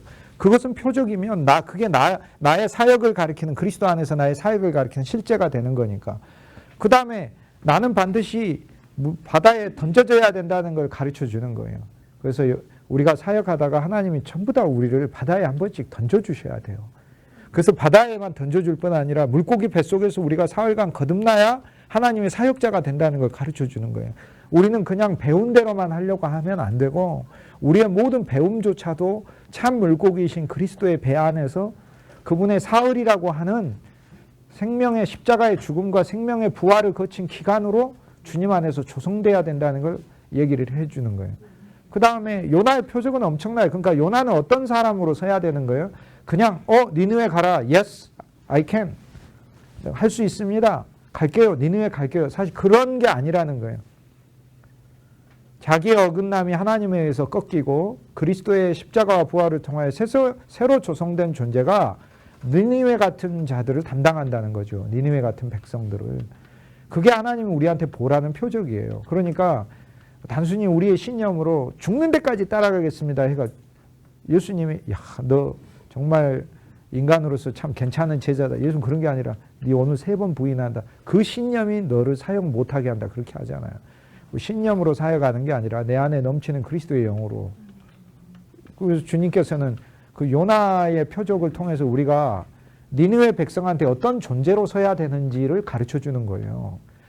요나는요, 니느웨 백성한테 어떤 존재로 썼어요? 물고기 뱃속에 들어갔다 나온 사람으로 선 거예요. 우리는 진짜 참 물고기이신 그리스도의 뱃속에 들어갔다 나온 존재로 서는가? 그거 묻는 거예요. 근데 예수님이 내가 요나의 표적을 보여주겠다 했기 때문에 이 폐역한 세대, 그러니까 예수님도 우리한테 지금 육신으로 서 있잖아요. 예수님도 요나의 표적으로 우리한테 서셔야 돼요. 그러면 예수님도 뭐 하셔야 돼요? 십자가의 죽음 안에 장사 지냄의 사흘 안에 그리스도도 새로 변모되어 영의 그리스도도 이제는 만인에게 들어가실 수 있어야 되죠. 그러면 왜 지금은 육신의 그리스도는 감사하긴 한데 왜 육신의 그리스도는 불충분? 왜 불충분하냐면 예수님은 지금 새 창조를 만들어서 새 창조 안에서 아버지의 모든 선물을 영 안에 있는 하나님의 모든 선물을 부활 안에서 우리에게 주기를 원하시니까 부활의 그리스도, 영의 그리스도, 감람잎에 비둘기가 물고 온 그 그리스도를 만나기를 소망을 해야 하는 거죠. 그건 너무 감사한 거죠. 육신의 그리스도야 친구는 될 수는 있지만 하나님의 영 안에 있는 모든 것을 어떻게 우리한테 다 주실 수 있어요. 영 안에서 우리 안에 다 주시고 우리를 영의 존재로 만물을 만든 게 영이니까. 하나님은 영이신데 영이 만물을 창조했잖아요. 그러니까 이 영은 실은 모든 근본 물질의 가장 기본적 본질이 되는 거죠. 우리를 그런 새로운 창조성을 가진 존재로 하나님 만드시기 위해서는 그리스도가 우리 안에 오셔야 한다라는 걸 얘기를 하죠. 그래서 요나의 표적은 봐야 될 부분이 너무 많아요. 이것도 있어요. 복음 전할 때 요나가 니느웨가 사흘길에 복음을 전하는 거예요. 그러니까 사흘간 걸으면 그러니까 하루에 한 15km 걷는다고 하겠어요. 20km 많이 걸어 20km 막 죽어라 걸으면 남자가 군대에서도 뭐 20km 하루에 행군하듯이 사흘길이라는 얘기는 니느웨 도성이 50km, 60km짜리 도시라는 거예요. 이렇게 길이. 근데 사흘길인데 요나가 사흘길을 복음을 안 전했어요. 왜? 하루길만 전했어요. 요나는 지금 니느웨 백성이 예수를 믿으면 안 되는 거예요. 왜? 망해야지 이 백성이 믿고 회개하고 하나님 축복받으면 되겠습니까? 안 되지. 그러니까 망해야 된다. 이 백성은 회개를 하면 안 된다고요. 회개를 하면 안 돼서 40일 후에 망한다고 했으니까 40일 후에 그 내렸던 홍수가 내리듯이 막 망해버려야 된다고. 그런데 하나님 나한테 하라고는 했으니까 한 거예요. 하루. 사흘 안 했어. 왜? 사흘 하면 혹시 진짜 회개해 버릴 수도 있으니까. 그래서 하루만 하고 올라가가지고 지켜보고 있는 거예요. 지켜보고 있는데 막 회개를 하니까 막 분노가 나는 거야, 이렇게. 분노가 자기가 생각한 것 이상으로. 요나의 표적이 뭐야? 하루길을 전하는데 말씀을 전하잖아요. 하루길의 백성이 이틀길의 백성에게 전하고 이틀길의 백성이 사흘길의 백성에게 전하요. 말씀의 힘이 퍼져나가는 것을 체험하는 거 아닙니까? 이게 요나의 표적이에요. 그래서 그렇게 전도하려고 해도 안 되면 그냥 마음을 놔버리시고 안 믿으려면 믿지 마라. 뭐 괜찮아. 차라리 그렇게 해버리세요. 요나의 표적을 보자고요, 우리가. 그 성도가 교회 오면 안 되는데? 안 되는 차라리. 그래서 이거 그 이야기는 오면 안 된다는 걸 바라라는 얘기가 아니라 하나님의 말씀의 힘이 얼마나 큰지를 요나가 체험했다, 그 얘기입니다. 그리스도는 그거를 우리를 진짜 조성하신 거예요. 그래서 바알세불 얘기를 예수님이 꺼내시면서 너희는 그게 말씀이에요. 예수님 말씀이 참 재밌어요. 스스로 분쟁하는 집마다 서지 못한다 그러면서 야, 그러면 분쟁하는 집마다 못 서니까 내가 귀신의 대왕으로 귀신 쫓아낸다면 그러면 귀신집이 쓰겠냐? 그러니까 귀신끼리는 근데 귀신끼리 그러니까 내가 귀신의 힘을 빌려서 하는 게 아니라고 변증하기 위해서 하시는 말씀인데 그 다음 말은 예수님이 안 하셔요. 지들이 생각하라고. 예수님은 스스로 분쟁하는 집마다 서지 못하는데 내가 귀신의 힘을 빌어 귀신을 쫓아내면 바알세불 귀신의 집이 서겠느냐라고 이렇게 물어보시는 거예요. 그래서 그들 보고 답을 얻으라고. 근데 예수님 말씀은요, 진짜 그 신비하고 복합적이고 지혜로운 말씀이라 첫째, 귀신은 합력 안 한다는 거예요. 그러니까 귀신은 그 집은 안 선다는 거예요. 첫째, 분쟁하는 집마다 무너지기 때문에 귀신 집은 분쟁하게 돼 있고 교회도 그리스도의 영이 아니고 혈과 육으로 가면 분쟁하게 돼 있고 분쟁하면 무너진다는 거고 귀신집은 그러니까 주님은 귀신집을 분쟁을 일으켜서 무너지게 하시고 내가 무너뜨리신다 그 얘기하고 계시는 거고 그러니까 그들이 생각하는 논리 안에서 그들이 원하는 답을 주시며 동시에 그리스도는 그리스도의 뜻을 계시하고 계시는 거예요. 그래서 귀신은 분쟁해서 안 서 이렇게 실은 얘기를 하시는 거고 그래서 이중적으로 주님은 답을 하고 계셔요. 이게 주님의 대화 기법이셔요. 사람들하고 얘기해요. 왜? 그분은 1차원적 존재가 아니기 때문에. 그래서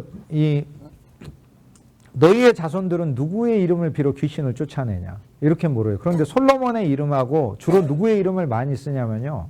솔로몬의 이름 많이 쓰고 요나 이름도 많이 쓰고 그래요. 다윗의 이름도 많이 쓰고 그럽니다. 재미있게 이 바리새인들이 귀신을 쫓아낼 때. 그래서 예수님께서 솔로몬보다 큰 이가 여기 있다 이렇게 얘기를 하시는 거예요. 솔로몬의 이름으로 귀신을 쫓아내는 거예요. 솔로몬의 이름으로. 그러니까 솔로몬이 하나님의 제일 큰 축복을 받은 존재다고 해가지고 우리는 나사렛 예수의 이름으로 명하노니 뭐 안진병이야 일어서라 귀신아 나가라 뭐 이렇게 얘기를 하는데 구약 시대 때는 솔로몬의 이름으로 명하노니 이렇게 쫓아낸다 그래. 그래서 이제 사실 솔로몬의 이름으로 명한다고 귀신이 나갑니까?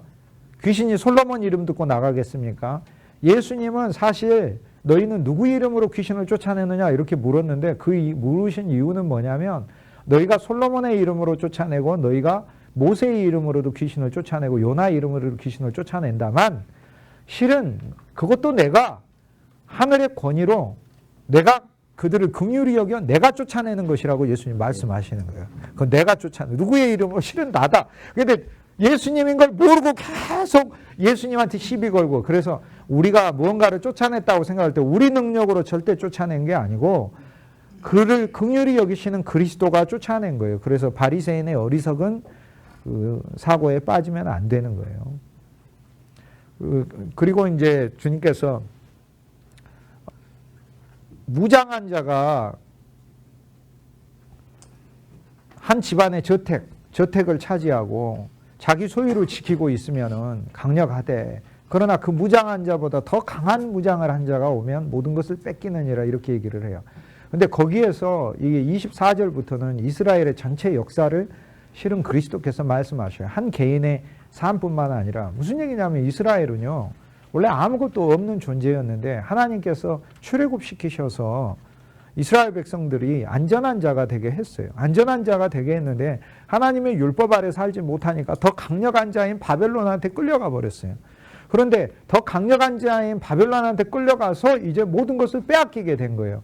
그 빼앗긴 상태에서 바벨론의 느부갓네살로 예표되는 그 사탄이 우리를 장악을 하고, 그리고 이제는 자기의 왕국이 섰다 했을 때 그때 그리스도께서 오셔서 그를 부수시고 영혼을 찾으신다, 이렇게 얘기를 하시는 거예요. 그래서 주님께서는 이제 이전에 이스라엘의 역사 자체를 그 말씀 안에서 이야기하시면서 사실 바리새인들이 보지 못하고 있는 더 큰 무장한 자가 와서 모든 영혼을 되찾을 것이라는 것을 주님이 계시하고 계시는 그 말씀을 그들에게 해주고 계셔요. 그래서 주님께서는 이미 지금 많은 영혼들이 더 강한 무장한 자한테 뺏겨 있다. 너희 바리새인도 많은 무장한 악한 영들에게 너희 마음이 뺏겨 있다. 그러나 내가 다시 너희들을 찾을 것이다, 이렇게 얘기해요.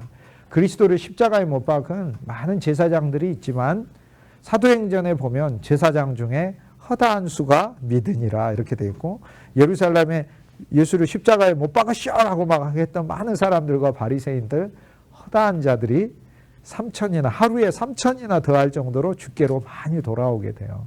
그래서 주님께서는 당신의 사역이 잡힌 자들을 사로잡는 것을 보여주고 계시고, 그 다음에 여기서 청소하는 이 사역이 돼서는 안 된다는 거. 바리새인 너희는 율법을 가지고 너희 스스로 청소하려고 한다. 그러니까 자기가 자기 청소시키는 기독교를 전파하시는 분들이 있어요. 네가 니를 청소하시오, 이런 거. 그 기독교 아닙니다. 그리스도의 영으로 그리스도가 채우시는 거죠. 그래서 청소만 시키는 게 되면, 청소만 시켜 정리정돈하는 기독교가 되면 더 악한 영들이 소재된 방을 가지고 찾아온다. 그래서 바리새인 너희들은 사람을 소재만 시키려고 한다. 율법의 외적 계명을 통해서 겉만 소재시키려고 하는데 실제로는 더 심각한 것에 봉착하게 된다, 이렇게 돼요. 그래서 주님은 오늘 우리가 그리스도 예수 안에서 주님께 구할 때 주님 당신 자신의 사역을 계시하시고, 우리가 무엇을 또 구해야 되는지, 우리 존재에 왜 그분의 떡과 생선과 그분의 알이 필요한지를 가르쳐줘요. 우리의 바리새적인 것을 내쫓으시고 우리를 새롭게 채우시고 조성하시기 위한 그리스도로 만나야 되는 걸 얘기를 하는 거죠. 그래서 주님께서 누가복음 11장 중반부에 말씀하시는 그 이야기 속에는 우리가 그리스도를 어떤 존재로 더 만나야 되나, 그걸 계시하고 계시는 거예요. 우리의 기도를 열어주셔서 그리스도는 바알세불, 귀신하고 대결하기 온 존재가 아니에요. 그리고 그리스도는 우리를 기본적으로 우리한테 어떤 다른 막 놀라운 이적 보여주기 위해서 온 그리스도가 아니에요. 요나의 표죠. 그리스도 안에서 그분의 새로워짐을 만나고 나의 새로워짐을 체험하는 기독교로 주님께서는 우리에게 이 기독교를 주신 거죠. 그 다음 그리스도는 나의 강력한 자가 되셔가지고 내 것을 다 차지하기 위해서 오셨다는 걸 말씀하고 계시잖아요. 그러니까 우리는 예수님께 다 빼앗길 준비를 하고 있어야 해요. 마음 빼앗겨가지고 여리저리 휩쓸려 다니고 그러는데, 어떤 사람 만나서 그 사람 입에서 제일 많이 나오는 단어가 무엇인지 자세히 살펴보세요. 그 사람은 그 귀신에 미쳐 있는 거예요. 어떤 사람 만났는데 명품 얘기, 처음부터 끝까지 명품 얘기만 해요. 명품 귀신에 들려 있는 거고, 어떤 사람 만나면 처음부터 끝까지 정치 얘기만 해요. 정치 귀신에 들려 있는 거예요. 우리는 툭 찌르면 뭐가 나와야 되는 거예요? 그리스도. 주님이 날 만지셨나? 이렇게 돼야 되는 거예요, 이게. 주님이 날 만지셨나? 사람 만나면 그리스도를 모르는 사람이면 어떻게 하면 예수님에 대해 말할 수 있는 기회가 있을까? 이렇게 돼야 되고, 그리스도를 아는 사람이 믿음 안에서 어떻게 서로 신앙의 아름다운 교제를 나눌까? 이렇게 돼야 되는 거지. 뭔 귀신에 쫓겨 들어가가지고 잡혀 있는지 봐야 된다, 그 말이에요, 이게. 그 귀신 들린 거예요, 그게. 귀신 들린 거. 그게. 기독교는 소재하는 게 아니에요. 그래서 예수님께서는 바리새인들 너희들은 귀신 쫓아내도 7 귀신에 다시 점유돼요. 더 심각해지는 그런 사역하고 있다고 얘기해요. 그래서 예수님은 그런 존재가 아니에요. 강력하게 나를 다 사로잡아서 다 빼앗는다고 그러시잖아요. 더 강한 자가 와서 우리의 무장을 해제시키고 그가 가진 것을, 그리고 내가 가진 것을 그분과 우리가 함께 나눈다고 하시잖아요. 그러니까 내 근심도 그분이 다 가져가서 나누셔야 돼요. 내 염려도 나누고 내 비전도 나누고 꿈도 나누고 그분 것도 다 나누고. 그래서 예수님께 사로잡히고 붙잡혀, 그런 부분에 대해서 그리스도가 말씀하시는 거다. 그래서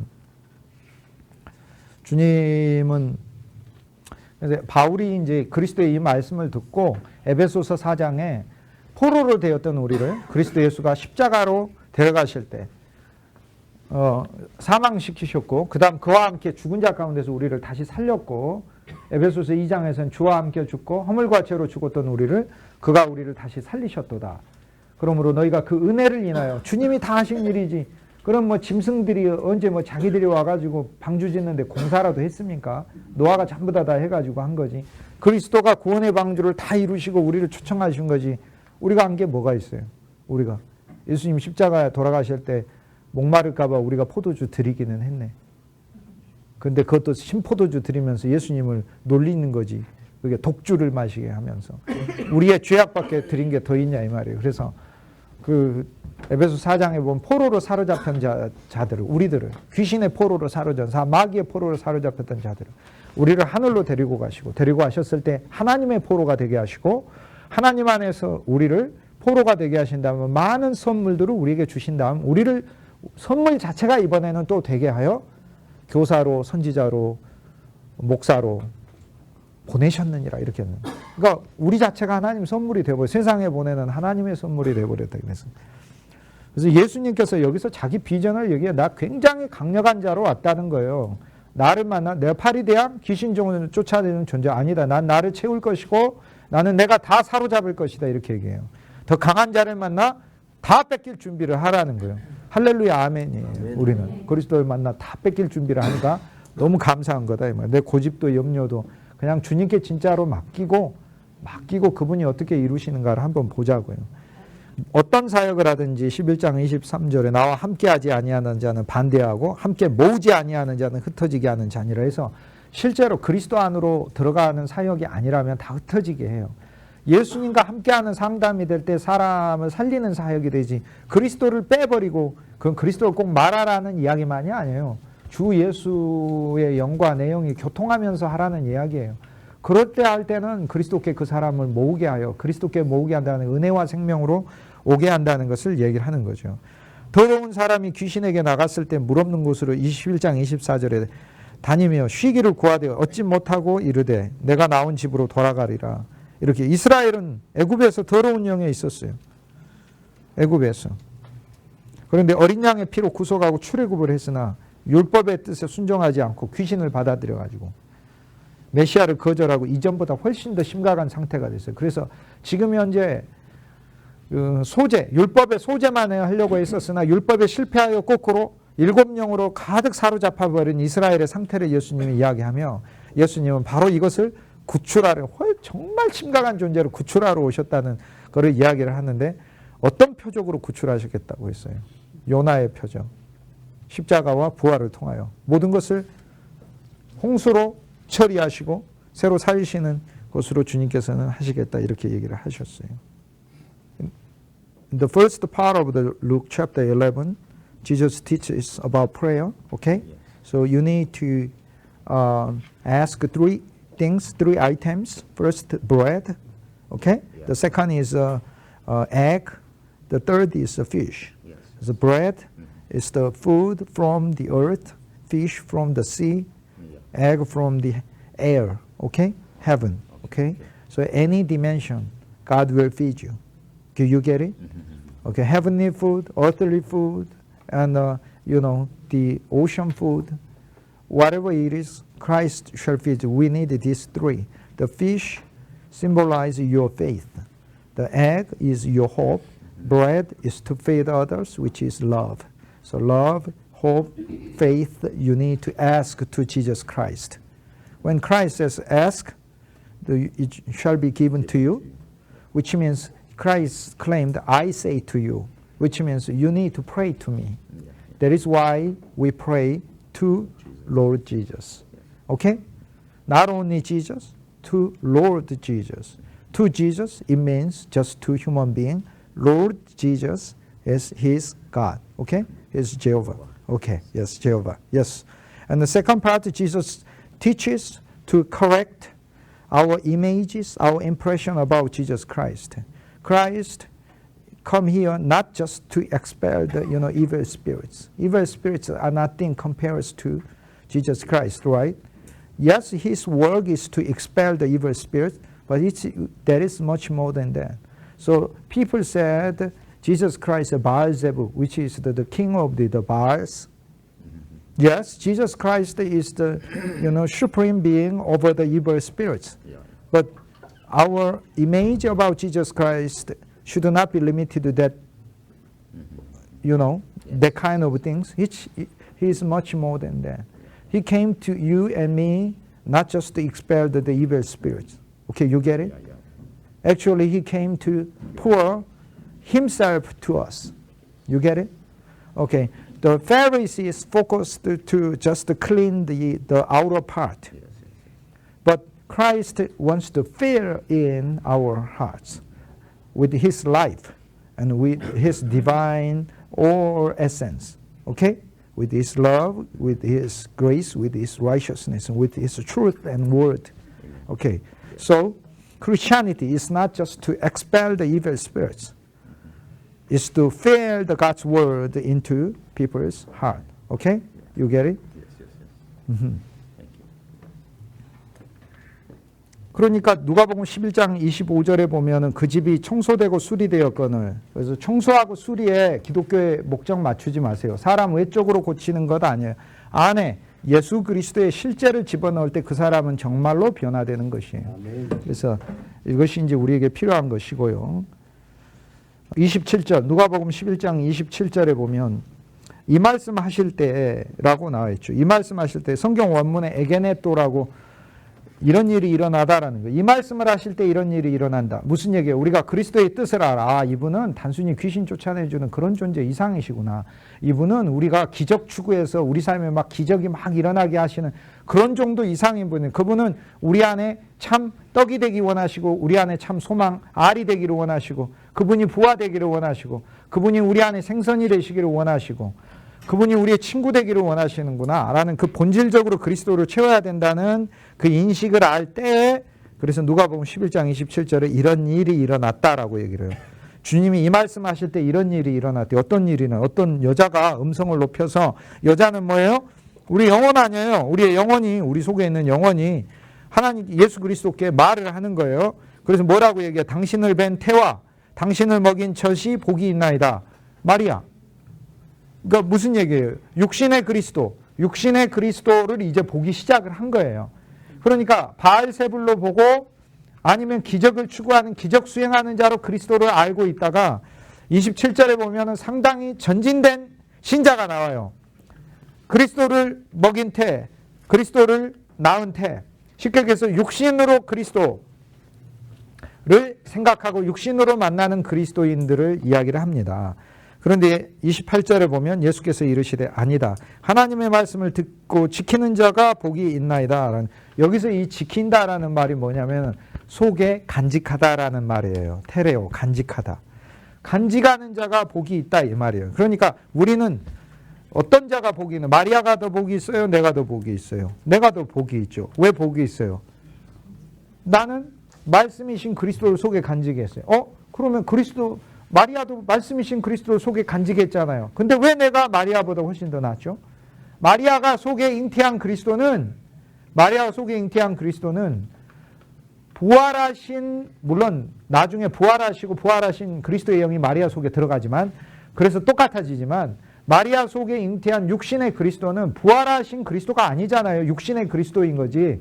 내 안에 그리스도는 부활하시고 승천하신 그리스도가 들어온 거예요. 그러니까 부활하셔서 새 생명을 나한테 주시고 새 시작을 주시고 승천하셔서 하나님의 모든 왕권과 하나님의 모든 선물과 아버지가 가진 모든 소유를 전부 다 가지고 내 안에 들어오셨으니 그러니까 마리아가 잉태한 그리스도가 더 좋습니까? 내가 잉태한 그리스도가 훨씬 더 나은 거지. 그러니까 우리는 이제 11장 27절 28절에서 예수님을 육신적으로 보고 이해하는 그런 신앙이 하나님의 말씀이 우리 안에 간직되는 신앙이 돼야 되겠구나라고 얘기를 해요. 그래서 주님께서 29절에 무리가 모였을 때 예수께서 말씀하시되 이 세대는 악한 세대라 표적을 구하나 요나의 표적밖에 보일 게 없다. 이렇게 말씀하셨어요. 이미 요나의 표적을 여러분에게 말씀을 드렸습니다. 요나 자체가 니느웨에게 표적이죠. 요나의 일생이 표적이죠. 요나에게 일어난 모든 사건은 표적이죠. 무슨 뜻이에요? 그리스도가 이 일들을 우리한테 이루실 거다 이 말이에요. 요나가 사흘간 고레배 속에 있듯이 그리스도도 사흘간 죽음의 사망의 장사 지냄 안에 계시다가 우리에게 오실 분이라는 걸 가르쳐주고, 그리스도가 우리에게 와서 요나의 표적을 우리한테 보여주니까 우리에게도 이 일이 일어나게 하실 거라는 것을 가르쳐주는 거고, 결국에 그분은 우리를 전혀 새로운 존재로 태어나게 하시려고 하시는 거죠. 요나의 일생이 니느웨에게 있어야 돼. 니느웨 사람한테는 이렇게 변화된 요나가 니느웨에게 있어야 된다. 우리는 하나님한테, 하나님 나한테 니느웨 백성 이렇게 전파할 니느웨 백성만 주십시오라고 얘기하는 게 아니라 거꾸로 하나님은 뭐라고 해요? 그 니느웨 백성 앞에 너는 요나로 섰느냐라고 얘기를 하잖아요. 너는 그냥 요나로 섰느냐? 요나로 서는 게 뭐예요? 물고기 뱃속에 들어가서 그리스도의 새로운 존재가 너의 새 존재로 있느냐라고 주님 물으시는 거 아니에요, 지금 현재. 그러니까 이제 우리가 봐야 될 표적은 그거인 거죠. 바리새인들에게. 요나가 표적인 것은 그리스도를 예표하니까 요나의 표적을 보라고 하는 거고, 요나의 사역을 주님이 하신다는 거죠. 요나가 불순종하여 물고기 뱃속에 들어가야 되는 것처럼 우리의 불순종은 반드시 물고기 뱃속에 들어가야 돼요. 그래서 그리스도 안에서 처리돼야 돼요. 우리는 너무 불순종의 천재들이에요. 전부 다. 그렇기 때문에 우리의 불순종은 그리스도 안에 들어가서 처리받아야 돼요. 보통 천재들이 아니에요. 불순종하는 온갖 방법을 전부 다 알고 있는 천재들이. 물고기는 새로운 신앙이고, 그래서 사실 누가 생선을 달라고 하냐, 생선이 바로 요나의 표적에 등장하는 물고기예요. 우리가 구해야 되는 물고기가 뭔가요? 그러니까 그냥 세상에서 험한 배고픈 세상에서 양식이 없어서 먹기만 하는 베드로가 누가복음 5장에 갖기를 원했던 그런 생선이 아니라, 또 우리 속에 하나님을 신뢰하는 그런 믿음의 생선 그 정도만이 아니라 진짜 우리가 구해야 될 물고기가 있네요. 우리를 처리해 주시. 그렇죠. 고래. 네. 고래 물고기. 그러나 고래 진짜 잡으면 안 돼요. 그거는 신문에 보니까 위법이라고 그러더라. 이렇게 얘기를 해요. 그 물고기를 구해야 되는 거예요. 물고기는 새 신앙이고 큰 물고기는 그리스도이고 뱃속은 그분의 창조의 생명이에요. 그래서 요나가 돌이켜서 뱃속에서 조성되는 것이 그것이 표적인 거예요. 그리고 물고기 뱃속에서 나오는 것, 들어가는 것도 표적이고 나오는 것도 표적이에요. 이게 단계예요. 그래서 홍수로에 들어가서 나오는 거예요. 이게 다. 이게 홍수에 들어가서 홍수에서 나오는 거예요. 근데 이게 표적이라는 게 이제 뭘 가리키죠? 니느웨에 갔어요. 요나는 체험했잖아요. 그러니까 사실 요나가 하룻길을 청언했지만 요나는 정말 체험 안에서 정언하고 믿음 안에서, 이 체험은 그냥 단순한 체험이 아니라 그리스도 안에서 조성된 체험이잖아요. 본인이 불순종하면 물고기 뱃속에 들어갔다 나왔지 않습니까? 바다로 내던져지고. 그러니 요나가 니느웨 사람들 앞에서 서서 했을 때는 요나가 아무리 자기 혼으로는, 마음으로는 원치 아니하였다 하더라도 그를 사용하시는 그의 말씀과 그의 존재는 물고기를 통과한 말씀이에요. 사흘의 과정을 통과한 말씀이라고요. 그러니까 니느웨 사람들한테는 뭘로 가는 거예요? 당신들 니느웨도 회개하지 않으면 하나님이 니느웨를 통째로 바다에다 집어던질 것이다 라고 얘기를 하는 거고, 요나가 말씀을 전했을 때 요나에게 나간 이 말씀은 고래 뱃속에서 만난 그리스도의 사흘을 체험한 말씀이기 때문에 이 말씀이 사흘길이라, 여기서 또 사흘이 등장하잖아요. 니느웨 사흘길, 십자가와 부활의 길을 가며 이 말씀 안에서 니느웨 사람 전체를 강에다가 집어던지고, 회개의 강에다, 그리고 그들을 사흘 동안에 거대한 보이지 않는 물고기 뱃속에서 그리스도가 다시 살리시고 새로운 존재로 나오게 하시는 것이죠. 이것이 회개인 거죠. 그게 봐야 될 요나의 표적이다. 그래서 바리새인들한테 자기가 자기 고치는 계명 가지고 하려고 하는 그런 정도 수준의 사람들에게 주님이 하시는 말씀이 정말 다른 것이죠. 11장 31절에 이제는 우리는 그리스도께 뭐하러 와야 돼요? 솔로몬의 지혜로운 말씀을 들으려고 와요.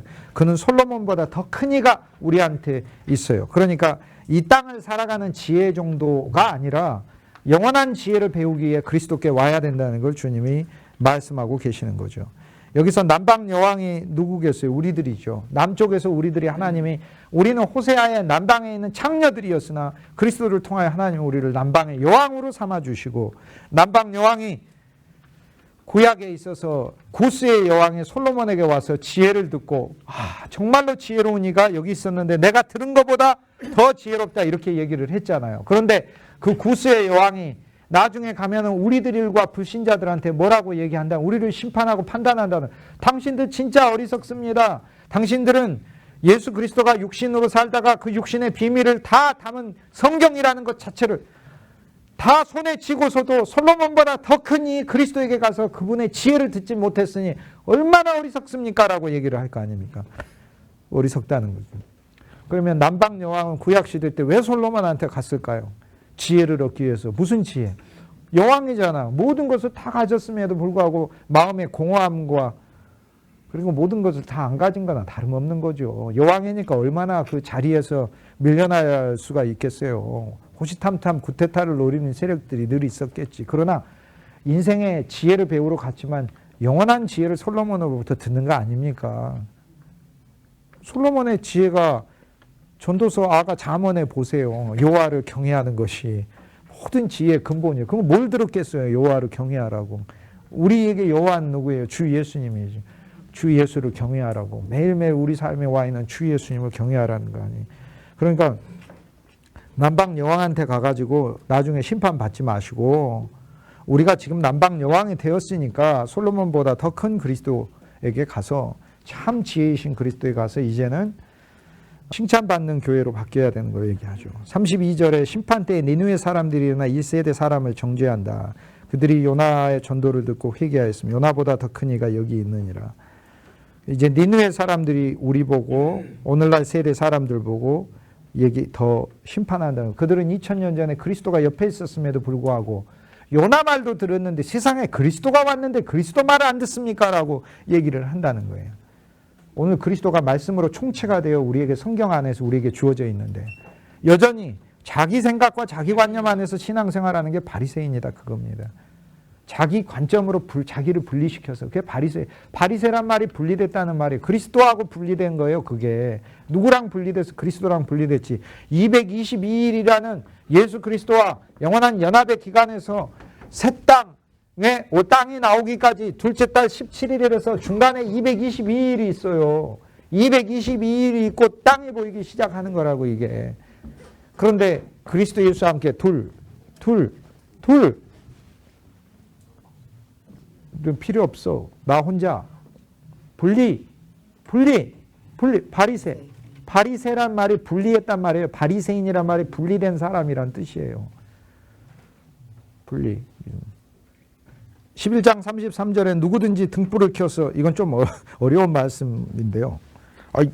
아니 문장은 쉽잖아요. 등불을 켜서 우음은 이제 벽장을 가리켜요.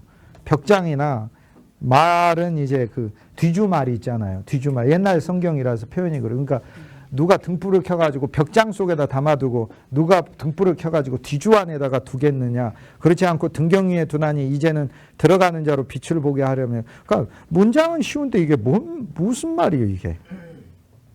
뭔 말이죠 이게. 34절에 내 몸의 등불은 눈이라. 눈이 성하면 온몸이 밝을 것이요. 만일 나쁘면 내 몸도 어두우리라. 뭔 얘기를 하시는지 모르겠네, 이게 그리스도께서. 11장 33절에 실은요, 이렇게 돼 있어요. 구약 성경에 하나님이 수도 없이, 정말 한두 번도 아니에요. 수도 없이 그리스도께서 뭐라고 말씀하셨냐면, 성경 말씀 안에 사무엘하에 보면은 여호와는 나의 등불이시요. 여호와께서 나의 흑암을 밝히시리로 이렇게 돼 있어요. 자, 그러면 헤브라이즘은 뭐죠? 언젠가 누군가가 이 말씀을 이루러 와야죠. 그죠? 여호와는 나의 등불이시니까 언젠가 누가 와요? 등불이 오고 등불을 밝히는 자가 오죠. 이스라엘의 흑암을 밝히는 자가 오겠죠. 내 인생의 어둠인데 언젠가 그리스도가 등불로 오셔서 나의 흑암을 밝히는 자가 오겠죠. 지금 이스라엘은 로마의 압제라는 정치적 흑암에도 있죠. 여호와의 율법을 지키지도 못하는 종교적 흑암에도 있죠.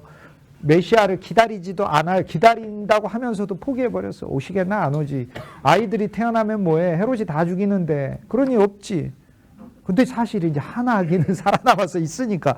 그런데 그 아기에 소망을 둔 사람은 소수인 거예요. 그러니까 전체로 보자면 다 흑암에 있어요. 소망도 없는 거예요. 그러니까 소망의 빛이라도 있으면 좋은데 소망의 빛도 없는 거예요. 그런데 누군가 와서 다 불을 켤 거라는 거예요. 마음에 소망의 불도 켜고 실제 죄악의 건져내는 구원의 빛도 켜고 정치적으로 묶인 것으로부터 환란으로 묶인 것으로부터 풀려나게 하는 등불도 킬 거라는 말씀이 구약에서부터 계속 예언되어 있어요. 그래서 스바냐 1장 12절에 보면은 그때 스바냐서에 보면은 소선지서의 스바냐서 1장 12절에 보면은 내가 등불을 켜고 이스라엘에서 믿음 없는 자와 믿음 있는 자를 찾으리라 이렇게 돼 있다고요. 그러니까 메시아가 와서 하는 일은 뭐냐면 등불을 켜가지고 이제 사람들을 찾아다니는 일이란. 그래서 이스라엘은요 계속 기다리고 있어요. 어떤 존재가 등불을 켜고 올 존재를. 그런데 예수님이 여기서 드디어 말씀하시는 거예요. 그러니까 누가복음 바로 11장 33절에 여기서 누구든지 등불을 켜서가 아니에요. 여기서 누구든지가 아니라 누군가가요. 누군가가 등불을 켜서 이거 본인 자신이시죠. 그리스도. 그래서 그리스도께서는 내가 이제 등불을 켜러 왔다고 얘기를 하시는 거예요. 이스라엘의 등불을 켜러 왔고 이스라엘의 빛을 켜러 왔는데 이제는 내가 이전과 같이 벽장에다가 두지 아니하고 벽장 속에다가 두지 아니하고 말 아래 두지 아니하고 벽장에다가 두고 말 아래 두는 것은 벽장에다 두는 것은 비밀스러운 그리스도의 그 비밀 속에다가 이제는 더 이상 그분의 진리를 두지 아니하고 구약엔 숨겨져 있었잖아요. 그리스도가 벽장에 있었어요. 숨겨져 있었어요. 그리고 말 아래에 있었어요. 말은 뭐예요? 양식을 재는 뒤주 아니에요. 에바잖아요. 에바. 그 안에다 두지 아니하고 율법에다가 내 복음을 두지 아니하고 전혀 새로운 복음의 등불을 비추리라 이렇게 얘기를 하죠. 그래서 예수님께서는 지금 당신의 사역을 여기서 선포하고 계시는 거예요. 우리한테 선포하고 계시면서 나 누군가 그 나예요. 본인 자신이에요. 그리스도예요. 나 그리스도가 등불을 켜서 이제는 나의 진리를 미스테리 속에도 안 둘 것이다. 내가 계시할 것이다. 너 여전히 못 깨달았죠. 그러나 우리 속에 하나님의 영을 보내 깨닫게 하실 것이다. 누구를 깨닫게? 그리스도를 깨닫게 할 것이다. 그리고 나의 복음을 율법 안에 두어서 너희가 율법이라는 기준으로 절대 나의 복음을 만나게 하지 않을 것이다. 이렇게 얘기를 해요. 그리고 나의 복음은 뒤주 안에 들어있는 양식이 아니에요. 자체로 살아있는 양식이 돼서 이미 음식이 요리가 돼서 너희들에게 다가갈 것이다. 그렇게 얘기를 하는 거예요. 그래서 주님께서는 여기서 구약의 이스라엘 백성들이 그렇게 기다리는 그 존재, 어느 누군가가 등불을 켜서 우리를 구출해주고 우리를 구원해주고 우리의 어두움을 비춰주는 그 존재를 기다리고 있었는데 여기서 드시어 메시아 선언. 아니 메시아 선언은 계속 하고 계셨는데 여기서 이제는 등불을 켜는 존재로서 당신이 그 사역을 하시고 그 그리스도의 복음은 이제 더 이상 감추어진 복음이나 감추어진 상태로 있어서 뭐 모세 이야기 속에 노아 이야기 속에 이렇게 감추어져 있는 이야기로 있지 아니하고 명백히 드러난 이야기로 너희에게 갈 것이고 율법의 기준 아래서 나의 복음은 있는 게 아니라 그 자체가 생명의 양식 자체가 돼서 너희한테 갈 것이다. 이렇게 얘기해요. 이제 너희가 그 뒤주 안에서 음식을 양을 재가지고 일일이 너희 수고와 노력으로 그것을 재가지고 음식하는 그런 복음이 되지 않을 것이다. 그래요. 그 다음 구절만 하죠. 이건 약간 좀 어려운데 실은 쉬운 말씀이에요. 34절. 내 몸의 등불은 눈이라. 내 눈이 성하면 온몸이 밝을 것이요 만일 나쁘면 내 몸도 어두우리라. 내 몸의 등불은 눈이라. 이걸 잘못 생각하면 이렇게 생각하실 수 있어요. 이게 세 단계로 생각을 합니다. 첫째 단계는 뭐냐면 내 몸의 등불은 눈. Your eyes, the lamp is your eyes. The verse 34. The lamp is your eyes, which is the lamp, which is Christ, must be your eye, not this eye. 오케이, 제일 첫 번째로 생각할 때는 내 눈이 등불인가? 여기서 좀 더 이제 영적인 이해가 있는 사람은 속 사람이 있는데 그 속 사람의 눈이 내 등불이 돼야 되겠구나 이렇게 생각하는 거예요. 그건 굉장히 그 진리에서 되게 그 깊은 사람이 하는 얘기예요. 내 속 사람의 눈이 등불이 돼야 되는구나. 근데 그게 아니라 등불이 네 눈이 돼야 된다 그 말이에요. 그래서 등불은 뭐예요? 그리스도죠. 그리스도가 네 눈이 되라고요. 그러니까 이 등불은 실은 뭐냐면 여호와의 말씀이잖아요. 말씀을 간직한 자가 복이 있고 말씀은 그리스도고 말씀은 등불인 거예요. 이제 빛을 켰어요. 무엇을 빛을? 말씀의 빛을 켰고 말씀이 빛으로 우리에게 와서 말씀이 어둠을 몰아내고 그렇죠. 그런데 이 말씀이 우리 눈이 돼야 된다는 걸 얘기해요. 그러니까 내가 어려운 일을 만났어요. 그 어려운 일을 내 육신의 눈으로 보지 말고 말씀이 눈이 돼가지고 보라 이 말이에요. 말씀이 렌즈가 돼가지고 보라 이 말이에요. 말씀이. 어떤 사람이 있을 때 그 사람을 말씀이 눈이 돼서 그 사람을 보라 그 말이에요. 인간관계가 있을 때 그 인간관계도 말씀을 눈으로 삼아서 그러니까 등불은 내 눈이라 그랬을 때 이제부터 저와 여러분은 다 장님이 된 거예요. 이제부터는 말씀이 내 눈이 된 거예요. 그러니까 내 정상적인 눈으로 보면 와 큰일 났다. 이제 저 사람 망하게 생겼구나. 아니 믿음의 눈으로 또 말씀을 눈으로 보면 아 하나님이 역사하실 시간이구나. 이렇게 보이는 거다는 거지 이게. 하나님. 말씀이 눈이 돼. 말씀이 눈이 돼서 살으라. 말씀으로 사물을 보라는 거예요. 말씀으로. 그런데 말씀으로 사물을 그렇게 보라고 하는데 불신의 사람들이 잘 사용하는 단어가 있어요. 대자를 붙여요. 꼭. 그 말씀이 맞는 것 같기는 한데 이렇게 대자. 이 대를 회개해야 돼요. 이 대 까마귀를 내보내야 돼요. 이거를. 대가 아니에요. 진짜예요. 진짜 말씀으로 우리 눈을 삼아서 세상 봐야 돼요. 야, 내가 망하는구나. 이렇게 하면 진짜 망하겠구나. 아니요. 말씀이 내 눈이 돼서 그걸 봐야 돼요. 말씀으로 상황을 보는 거예요. 그냥. 말씀이 내 눈이 돼요. 말씀은 네 눈이라. 그 등불이 네 눈이라. 말씀은 빛이라. 그 등이 네 눈이 돼서. 근데 왜 등불이에요? 비춰주시니까. 보이게 하시니까. 그거예요. 이제 여러분이 이게 앞뒤가 바뀌니까 이해가 안 가죠. 이제 제대로 바꾸면은 그 말씀을 알겠잖아요. 내 몸에 등불이, 지금 내 몸에 있는 등불, 그리스도가 너의 눈이다. 그래서 내 눈이, 즉, 말씀에 대한 너의 눈이 성하면 온몸이 밝고 나쁘면 내 몸도 어두우리라. 이렇게 되어 있어요. 바리새인은 이거였어요. 박하와 회양과 이 소양까지도 작은 것까지도 11조를 바치잖아요. 그런데 겉은 알고 속은 모르니까 뭔 얘기예요. 사실 박하와 회양은 안 바쳐도 되는 건데 그것까지도 바친 거예요. 작은 채소도 안 바쳐도 되는 것들 많아요. 그런데 바리새인은 바치는 거예요. 그러니까 한 면에서 보면 대단한 거죠. 안 바쳐도 되는 것까지 바치니까 대단한 거죠. 어떤 사람 물질에 11조 하는데 예를 들어 어떤 사람은 시간에 11조 하는 사람도 있어요. 24시간 중에서 2시간 40분은 영적인 일에 사용한다. 이런 사람들이 있다고요. 모르셨죠? 그래서 압니까? 죄송합니다. 그래서 아는데 아시죠? 예, 예, 그렇죠. 네. 그런데 바리새인 잘못이 뭐예요? 11조란 겉과 속이 있어요. 그러니까 예를 들어서 박하를 바칠 땐 박하라는 작은 것을 바칠 때는 이 작은 것 안에 나를 드리는 거니까 나 자신을 작은 것으로서 그리스도께 드리는 거거든요. 그런데 이게 자기의가 되면 어떻게 되는지 아세요? 나는 이 작은 것까지도 바치는 사람이야 라가 되는 거예요. 그러니까 얼마나 높아지는지 아시겠죠? 그러니까 주님은 네가 정말 작은 것에 바칠 땐 네가 작은 것에 연합되어 작은 존재로 바쳐지는 거거든요.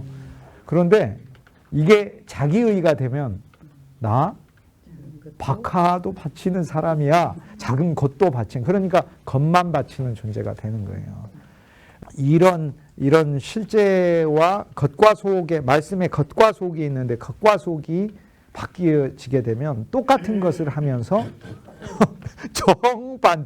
정반대 결과가 나오는 것이다. 이렇게 돼요.